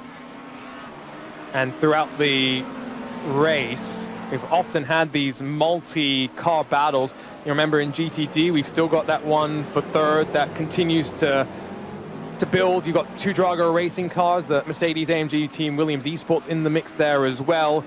We've been keeping an eye on the PGZ, Valkyrie, and Door entries. It does seem to run in this series that it's not often a 1v1 battle. Also have to think about the traffic, and then you've also got some other contenders that have made their presence known in the fight. We're on board with Jake Denahan, who's closed up to the back of those 2 Coanda machines. Remember, this was a car as well, Peter, that Sean Campbell was in the car slightly earlier, and at one point running up inside of the top 4. The race has very much changed since then for them. Yeah, they've gone on a completely unique strategy, and we've seen them do that a few times over the course of this championship. And yeah, they did kind of 2 really long stops, and then one much shorter one. They were actually leading the race until a short while ago, where they were last to pit of the GTP runners. And it seems to have worked quite well. They're in the top 10, and they've got the 2 Coanda Porsches ahead. And it appears like the Cadillac V Series Rs have had really strong pace today in several different pairs of hands. So you never know. We could see Race Clutch getting up a little bit further up. So keep an eye on them on the top. On the bottom, we're watching as Alessandro Bico continues to put the pressure onto Drago. I have also just been monitoring the gap. It had been 3 seconds for quite a while between AO Racing and Team Redline. On the last lap, 0.7 of a second. Yes, that was traffic affected, but the gap's come down to 2.3. Less than 15 minutes to go, Joey. We could be in for a fight for the GTD win. Rexy may have to roar to hold on. Certainly, and I think that if you're, call it the team manager of that 118, that AO Racing by Coanda car, you tell your driver everything's all good. Don't even worry about the gap in the mirror. Just go out there and turn consistent laps, get through the traffic, or let the traffic get through you where you need to. Don't make any unnecessary risks. And if you're the team manager for that number 171 car, you're telling them, oh, AO Racing is struggling up there. They just lost 0.7 that lap. You want your driver is fired up doing qualifying laps to go hunt it down. You just need to provide your driver the right information to get them there to the end. And if Redline can get there and can get in front, that would be 3 wins in 3 in this season. Championship wouldn't be mathematically secured, but as close as you can. There is, I believe, a penalty surely on the shoulders of the Coanda machine as they trundle down pit lane. And so as the race control team hands down a drive-through penalty for avoidable contact to the number 18 Coanda, it serves it with 13 minutes left to go. I've also just seen there was a penalty handed down to channel 199, return position to car number 8. So remember we were talking about the pass off the track? Race control saw that and have asked for it to be swapped back around. Benito on the hunt, 2.4 back from the race leader. I think that's a great call from race control. I think it was a little bit opportunistic there from the 95 Cadillac, and there straight away gives the position back and going to try and do so without losing another one, and is able to carry that off. On that last lap back to only 11 thousandths of a second between your GTD race leader, AO Racing by Coanda, and Team Redline. We actually caught it on the previous lap. We caught it on camera. Rexy actually taking no risk, because these three prototypes you've got on your screen now were all coming through right on top of each other. And well, the driver of that Rexy Porsche, number 118, Michael Yanni, said, no risk at all here. You guys come on by, and just got onto the marbles a little bit and cost them that time. So everything is all under control. The little dinosaur arms don't need to wave too furiously just yet. Yeah, now you've got me picturing what Rexy would be looking like if it could get its arms wiggling around in a fight like this. Just up the road from Benito is the target. You can see the green speck. Sometimes it's smaller off of some of the corners. Sometimes that gap just continues to elongate. But we're talking, except that one lap in traffic, hundredths here, thousandths there, and every little input these drivers are putting into the car is of consequence. And I'll go back to round one. Remember Michael Jardine, he finished up the race for Coanda in the Rexy entry, and they were trying just to get a top 5 at the point. Remember? He maybe pushed a little bit too hard, got involved in an incident, and spun the car. He was a little bit despondent after that, and maybe rightfully so as well. There is pressure when you're racing. There's maybe even more pressure when you're racing and representing a brand, a team like AO Racing and Rexy. It's a fan favorite, right? Everybody loves their specific drivers and specific teams, but it's kind of rare that we get a car character out there, and that's exactly what AO Racing has done. They've created these characters with their car, whether it be Rexy or Roxy, the pink one, or even Spike, the LMP prototype that they go out there and race, and it has made them a fan favorite. So when you're a driver and you have that responsibility of driving one of those cars, you got everybody watching you, right? And you're expected to perform at the highest level. I'm sure that Michael Janney reviewed Road Atlanta, reviewed the incident, probably raised his hand at the end of it. He did get a penalty and he learned from it, and evidently he's learned quite a bit. I mean, he's still got 2.5 seconds out front as this battle for what is third place. Trying to get on the podium here is what this Mercedes is trying to do. Yeah, we also saw the fight between the prototypes as well as Solpec Precision Racing. Max Muir's within 0.3 of Diogo Pinto. It does seem as though Alessandro Bico just doesn't have enough in that Mercedes to get alongside and push for the move just yet. Yes, there was a bit of a mistake from Drago pushing out wide there, but he's going to need a bigger mistake, a more consequential mistake, for him to actually try and make this move as we head into these final 10 minutes of the race. It's not a situation where you necessarily have got to force the move, I think, at this point just yet. You might have an opportunity with traffic closing as well. Speaking of, Williams Esports Chill Blast slides up the inside of its GTD's sister car. Cost them a little bit of time as well. Yeah, but just very accommodating there was the 105 Mercedes AMG GTD car there, just as you said, Arjuna, letting through the team car, and that gives a couple of key car lengths with just under 9 minutes to go for Drago Racing to hang on to that third place, that Lamborghini. They've had a great run in this race. Team Redline, Ferrari in second. Well, it might not be 3 wins from 3, possibly. It might well be, but certainly 2 wins and a second. I think they would have been very pleased with that at season start. Yeah, I think the phrase is they would have bitten your hand off if you had offered that to them at the start of the season. Now it just leaves that one, the wild card, Daytona, and how that's going to go. And speaking of wild cards, no Michelin wildcard entry for today, some may have noticed. And so it means that instead of having just one next week at our season finale, I'm very excited to be able to announce that next week at the Michelin 240, the final race of the IMSA Esports Global Championship for 2024 and 2025, the grid will be joined by a wildcard in GTP and by a wildcard in GTD. In the GTD class, we'll be joined by the Scuderia Ferrari HP Esports team. Going to be very cool to see the Scuderia join up with us in that 296 Evo and really put on, I think, a fun fight up towards the front. In our GTP, we're going to be joined by Verstappen.com in an Acura. So going to be very, very exciting. 2 wild cards next week. Max Verstappen, Gustavo Ariel in the GTP. Drivers to be confirmed in that GTD class as well. But something to look forward to close out this 2024-2025 IMSA Esports Global Championship. Still have these fights in terms of podium spots as well to look forward to here at the Gridfinder 240. I don't know where I want to look. GTP, GTD. I feel like both these battles have kind of taken swings and roundabouts in the last couple of laps.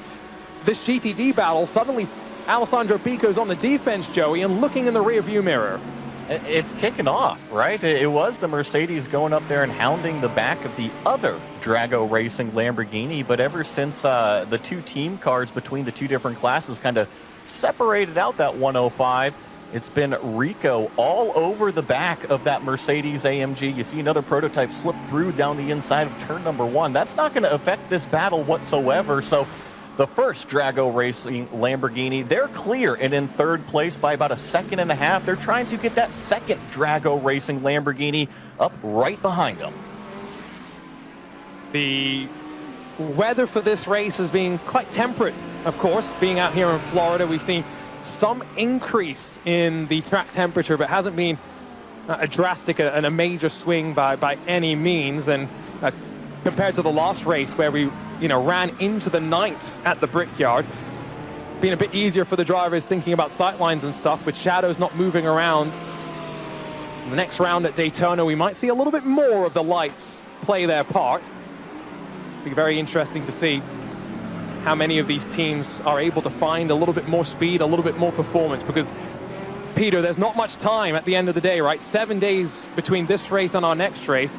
If you're already off the pace at Daytona, it's not like you're going to get a miracle unless you're lucky. No, it's a track where pace doesn't lie, that's for sure.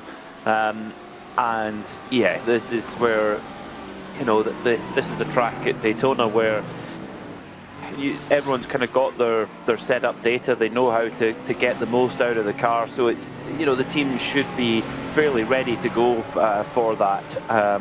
So yeah, we shouldn't see too big a shake-up in the order, I wouldn't think. The one saving property, I guess, of Daytona for some teams is that the setup philosophy there is at least a little bit simple, right? Take off as much downforce as you can, and then go as fast through the infield as you still can without the downforce. So there's not too much to think about there. Maybe just dialing in the setup for suspension and whatnot, right? Especially Daytona's not maybe as bumpy as Sebring, Joey, but it's not to say that it's a totally flat surface as well. You do need to get the setup right, and I'll get a little nerdy and share some old inside information on car setup at Daytona. We actually used to, at least in the Roush road racing cars, we actually used to put a little bit of reverse rake in the car. You think Daytona's majority left-hand turn, so you want it to turn left. We actually wanted it to turn right throughout a lot of the slow speed hairpins, be able to roll the speed through the infield, and then actually have a little bit of understeer as you come out of those corners, because what does understeer mean? Stability in the back end. That means you can get the car launched off of those corners. So yes, I agree that car setup is relatively simple at Daytona. However, you can go down some deep rabbit holes. And hopefully you go down the right rabbit holes and you don't fall down a path which leads you in a wrong direction, which I'm judging by the subtext, Joey, is quite easy to do at Daytona based on what you've just said. Well, it goes back to your point maybe an hour or so ago that each driver, you have to have an end goal in mind. And some drivers, they have a good grip of what the car actually needs in terms of setup underneath them. And some of them are still trying to figure it out. Some of them say, hey, this will go really fast, but ultimately you need the car at the very, very end of the race. And there's a select few that are very good at basically kind of molding that car into exactly what they need. Well, this fight that we've been watching might actually close up to the tail end of the other Drago car, because as Race Clutch and Channel 199 flew past at Le Mans, I do think that the 168 got a little bit checked up there. And this all as we head into these final couple of laps, 2 minutes or so left to go. Max Muir is there, but Max Muir has not had an opportunity to make his move happen just yet, Peter. He is running out of laps to do so.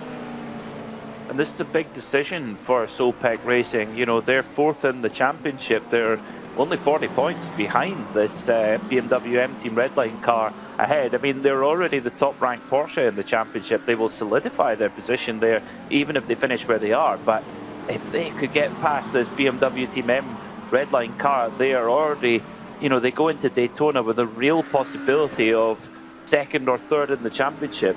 And who knows what, you know, who knows what could come out. If Williams Esports Chill Blast have an issue, anything can happen. So I think if you're Solpec, what have you got to lose? Throw caution to the wind here and go for it. And I'm trying to do some math, which is always a dangerous thing as a commentator, but do we have 2 laps to go? Let's see here. They're doing about minute 45, and yeah, they should be 2 laps to go because our leader is actually already in turn 1. These cars are now just crossing the start-finish, but it's all up to that leader across the line. Yeah, that was where I was trying to judge. Roughly where was Matt Farrow? So yes, 2 laps confirmed. There is the race leader, who haven't talked much about Matt Farrow since he got in the car, but ultimately that's kind of what the team wanted, to stay out of trouble after dominating the first half of the race and driving their way to the checkered flag and what would be a very, very important victory for them indeed. On board with Muir. Remember, he's got this lap and then the next one. If he is going to be able to get close enough, not just yet. Traffic in front of them, he's saving some fuel as well. I think that this has been a terrific race for this Solpec Precision Racing number 60. They've gained 7 positions, and not to take anything away from that Team Redline car that they're chasing directly up the road. They've gained 5 positions themselves, but we're used to seeing those names, Team Redline. We're used to seeing Williams Esports. We haven't seen Solpec on that level yet, and here they are, right on the back. We see more traffic on the horizon. We've still got another lap and a half for these prototype cars. Can Max Muir steal away second? I think what is going to happen as well is that clock's going to hit 0. It will show final lap, but just a reminder, we're not going to be on to the final lap just yet with these particular drivers. It's going to be a push all the way to the end. 2025 has started off with a bang. The Grid Finder 240 comes to its conclusion. There is the white flag. Confirmation we have just cycled on to the final lap of this race. One more trip around Sebring in this fight for second, but I tell you what, I think Diogo Pinto has got just enough in reserve. It seems that way, doesn't it? Yeah, it could maybe just take a little quirk in traffic, but yeah, seems to be enough of a gap there for Diogo Pinto, and likewise for our GTD leader as well, with a 2.4 second advantage. But for this Solpec team here in that number 60 Porsche, yet again, they've taken down the factory team. It would be like a JDC Miller or a Proton beating Porsche Penske Motorsport. That's the level of achievement that they're bringing to the table here. They start with the same base car, and it's how they run it, it's how they drive it, it's how they set it up, and it's how they execute. And simply, Solpec have delivered better than the official Porsche team. And this battle might still have an additional lap beyond the one more corner they've got left to go. So Alessandro Bico has been able to close up to the back of the 168, and with the race leader nowhere in sight, 4 more miles to go, Bico's not going to wait around. A throw up the inside at Sunset Bend, and claims 3rd away with 1 more lap to go. A really well executed race so far from the Mercedes-AMG Team Williams Esports, and Drago racing in pit lane, the 169. Oh, maybe flying a little bit too close to the sun. So much drama. Last year, it was Williams Esports Chill Blast that won at Sebring in the IMSA Esports Global Championship. But it's their 2nd win this season, and the championship leaders take a giant step forward. The winners of the Grid Finder 240, and 1 more race to play. Williams Esports Chill Blast are in the driver's seat. Diogo Pinto, BMW M Team Redline, should just fend off the challenge from Max Muir at the very end of the race to hold on to a very important podium, setting up that GTP title showdown when we make our way to Daytona. And as as we see the 118 come through, call it Sector 2 right now. We were watching that battle between, call it Mercedes AMG Esports, the Williams car, as well as Drago Racing. Then we saw the teammate of Drago hit pit lane. I think both of those Lamborghinis are in fuel trouble, but Rexy, to your point, Arjuna, has plenty of fuel, and he's only got one sector remaining. It's been, I think, a season where so many were waiting for Rexy to end up on top. 2 pole positions, and finally they will emerge as victors in a really fun fight all the way to the end. Enzo Benito, Florian Lebigra holding AO Racing by Coanda honest in that red line 171. And I think the smile says it all. Tristan Iglesias has been one of the fastest drivers in a Porsche over the last 18, 24 months. So many pole positions, not always the success he deserves. It's a roar from Rexy here at the Grid Finder 240. AO Racing by Coanda win the 3rd round of the IMSA Esports Global Championship, and the emotion says it all. What a great insight there to just how important this is to these 2 drivers, these 2 Coanda drivers racing for the AO outfit. Big, big grins, big smiles, almost as big a smile as Rexy. And now we'll add a gold tooth for Daytona. They've only got about 24 hours to get the livery updated and get it submitted. But our Grid Finder move of the race wasn't a Rexy-related move. Instead, it's the Channel 199 Sim Racing, the Cadillac. And this was a great move, as much as maybe race control determined that we needed to roll back the outcome. It all set up through Sunset Bend, though, around the outside. A battle between teams and cars that hadn't had it all their way in the race, but we knew the speed was there. And Joey coming out of the final corner, the purple and orange number 8 doesn't get the best run. And guess what? Owen Carroll says, I'm going for it. And look at that BMW trapped in the middle of the racetrack. They say, all right, let's go on either side. There goes that car off into the grass. Like you said, did unfortunately get a penalty of it because you have to stay on the racetrack in order to get that pass done. But what a heck of a move. Also reminds me of, I believe it was Briant that did a similar move earlier in the race. Absolutely. We'll take a look at our Grid Finder results in the Thrustmaster post-race report. 2nd victory this season for the Williams Esports Chill Blast team. They repeat their victory from last year at Sebring as well. They're on top, heading to the World Center of Racing.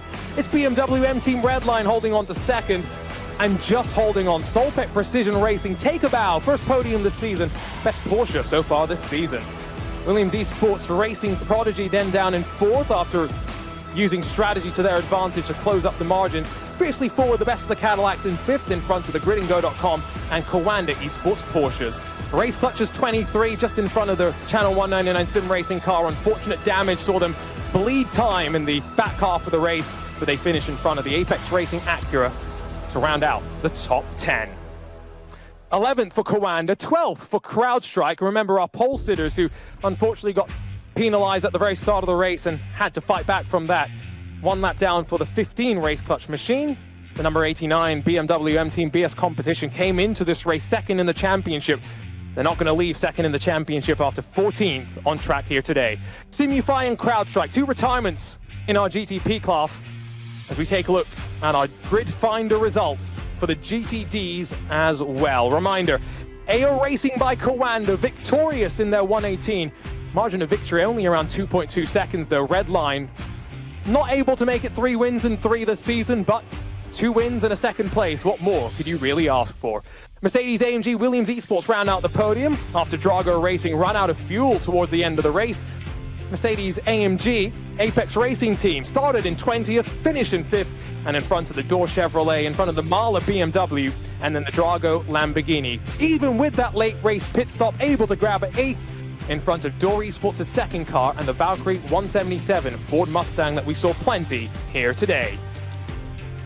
11th position then as we continue just to scroll our way through the list of GTD results. The Team PGZ 119 with Grid & Go's car 102 just behind them.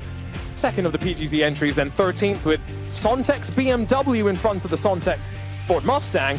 And then 07 Racing, the best of the McLarens, did not see much of the 720S here today. The 56 Racing Team, World Sim Racing Esports, and then G2 Esports and Mag Performance SRT. That's your top 20. We'll continue taking a look at the rest of the names that are one lap down. Impulse, Visceral, Solpec, Maniti, and then Channel 199. Before you get into those that had a bit more struggles, the 103, they had a technical issue. They dropped 3 laps down from the leader. Mag Performance is 151. They dropped 5 laps down before you get to the DNFs. Vesta Sport, the second of the Mercedes AMG Team Apex Racing teams, second of the World Sim Racing Esports Butt Kicker entries, and then just 2 more attempted to take the start. BS Plus Turner and Team Redline in the 170. Well, a look top to bottom at our race results. And now a chance for us to catch up with our winners. Standing by with the GTP winners, it's Peter Mackay. Joined now with Jaden Munoz and Matt Farrow. Congratulations, guys, on a simply flawless performance. Jaden, I want to start with you first. That opening stint was just superb. Was it as simple behind the wheel as it looked from us here in the broadcast booth? Yeah, I mean, it was probably one of my best stints in sim racing, period. Yeah, the pace was insane. The car was so fast. I worked really hard for this event. So yeah, it paid off a ton. Give us an insight at what are the main things that you've been working on to prepare for, particularly for a track like Sebring. What are the main performance gains that you can get during your preparation? Like, a lot of it has to do with the setup, car setup, trying to make it faster. I also try to look at some teammates' data, try to get faster myself. Look at any time I can gain. It's going to be beneficial, and I'm going to take advantage of that. And that's exactly what happened. It was pretty flawless, that's for sure. And Matt, you had the responsibility of taking it to the flag, handing the car over, getting the car in a strong position, and then you just took it to an even bigger lead. Tell us about your emotions, particularly going through that last half an hour. Terrified, honestly. Just with being handed such a big lead, you don't want to mess it up. And tell us how much noise are you getting on the radio? Have you got a spotter? Have you got Jaden in your ear saying, "I've given you a really big lead, don't mess this up"? Who are the voices in your head, apart from your own ones? But is it the team? Is it your teammates? What communication are you getting in the cockpit? We've got our engineer, Mike, who has done, great strategies for us this whole season and last season as well. So it's we mainly have him, help guide us through the race. And final question, you guys have got another win under your belt, and BS Competition did not have a good day. So your championship lead is looking pretty rosy. How are the feelings heading into the championship decider next week in Daytona? Honestly, we're just going to do the same thing we've done in the first 3 rounds and just try our best and, not really hold back. Well, you guys make it sound so easy, but I'm sure it wasn't. A fantastic job. You are the winners of the Grid Finder 240, and all the best for the championship finale in Daytona in a week's time. Well done. Thank you. Thank you. Looks like we've got the GTD winners that are going to be joining us here. That's Tristan Iglesias as well as Michael Janney. Tristan, I want to start off with you. Second pole award in a row here at Sebring, and this time you were able to capitalize. How did it feel from the driver's seat? Yeah, it felt awesome, man. Like first lap was already pretty good, so I was feeling very confident that it could stay on pole, and then second lap I could have improved a little bit more, I think, but then I got overconfident on the Le Mans section, and lost a bit of time then, couldn't improve, but luckily it stayed on pole, and second pole felt really good, and made things a lot easier for the race. Oh, well, I got to ask you a second question here, Tristan, because you did the first 2 fuel stints. Did you ever feel like you had pressure coming from the mirror at all? Oh yeah, for sure. The first half of the first stint, first 10 laps or something like that, the car wasn't feeling great. It took a while to get in the groove. I was definitely feeling the pressure from you. But at the second half of the stint, the car felt perfect. Like I don't think I've ever had a more perfect car than this, to be honest. Like, everything worked out today, and yeah, it was incredible, to be honest. And we definitely saw that reflective in the performance. The 118 was hauling the mail towards the end of those stints. And Michael, let's bring you in here. I understand you want to throw Road Atlanta in the rearview mirror, but what did you learn from that in order to end up in victory lane today? Yeah, definitely one to learn from, kind of like what you implied. I think staying calm under pressure is probably the biggest takeaway from that. It was the first race I'd done in a while that was team-oriented, and I always feel more pressure when it's not just up to me, And I think we could have done much better there, could have held it together, but I was so laser-focused on I have to build the gap, I'm not as quick as the guys behind, that it led me into that mistake, which I think Indy proved to me that I didn't need to worry about that, and then this race was even more of a validation for that. Well, since you made it to victory lane now, are we going to see a third pole and potentially you guys in victory lane here in a week at Daytona as well? It's going to be tough. Daytona is really draft heavy. The Porsche is really quite good there, to be honest. There are some negatives, though, like top end, it sometimes will struggle, acceleration, stuff like that. I will say that on a winning note, it's cool because we finally get to add a gold tooth to our livery. So we're not cheating anymore. We've got one. So that's kind of cool. Well, Tristan, Michael, thank you so much for coming out and racing with us. Congrats on 2 pole awards in a row and finally making it to victory lane here at Sebring. Thanks, guys. Let's see you in a week. Well, Arjuna, that was the drivers of the number 18 AO Racing by Kawanda, as popular Rexy is its name. And yep, like they said, no faking the gold tooth anymore. Now it has been earned. Championship situation. It's still close in the GTPs. A race win is worth 350 points. So mathematically, top 10 still available. But being more realistic, we've started to whittle it down to maybe the top 3, maybe the top 4. And Peter, I think as we sit right now, Williams Esports Chill Blast, the confidence I heard from Matt Farrow and Jaden Munoz, they're feeling very confident. They look so in control, don't they? And yeah, they're not going to get too excited. I think they'll be doing the same professional job that they've done. And yeah, they sit as the very clear favourite right now, I would say. And then flicking over to GTD as well. Remember, 2 wins for Redline, 1 second place as well. It's only 110 points their margin of lead. But I think knowing, yes, AO Racing are going to be pushing, they're going to show up at Daytona ready to win. It didn't get to chalk to Florian Labiga and Enzo Benito, but Joey, I've got to assume another solid performance, a great performance from the team here today. They also will go to Daytona knowing their championship is hopefully in their control.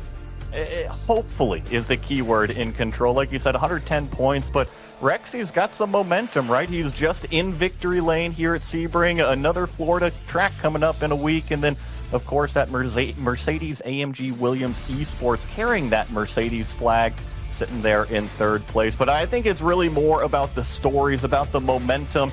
Yeah, Team Redline, that 171 is up on top, but can their teammates in the 170 show up at Daytona? Well, looking forward to all of that. Remember, same time, same place. Sunday, 2 p.m. Eastern, 7 p.m. GMT. It is the Michelin 240 on January the 12th. The day before, here live on the iRacing Esports Network, we'll have coverage of the iRacing Roar as well, as Daytona, the World Center of Racing, takes center stage once again. For now, though, it's time to say goodbye. From Sebring, I'm about to go and walk around the track and have some fun. Always good to land in the Sunshine State. The Gridfinder 240 opens up 2025 with excitement. Congratulations to Williams Esports Chill Blast, to AO Racing by Kawanda, victorious here at Sebring and heading off to Daytona with confidence on their side.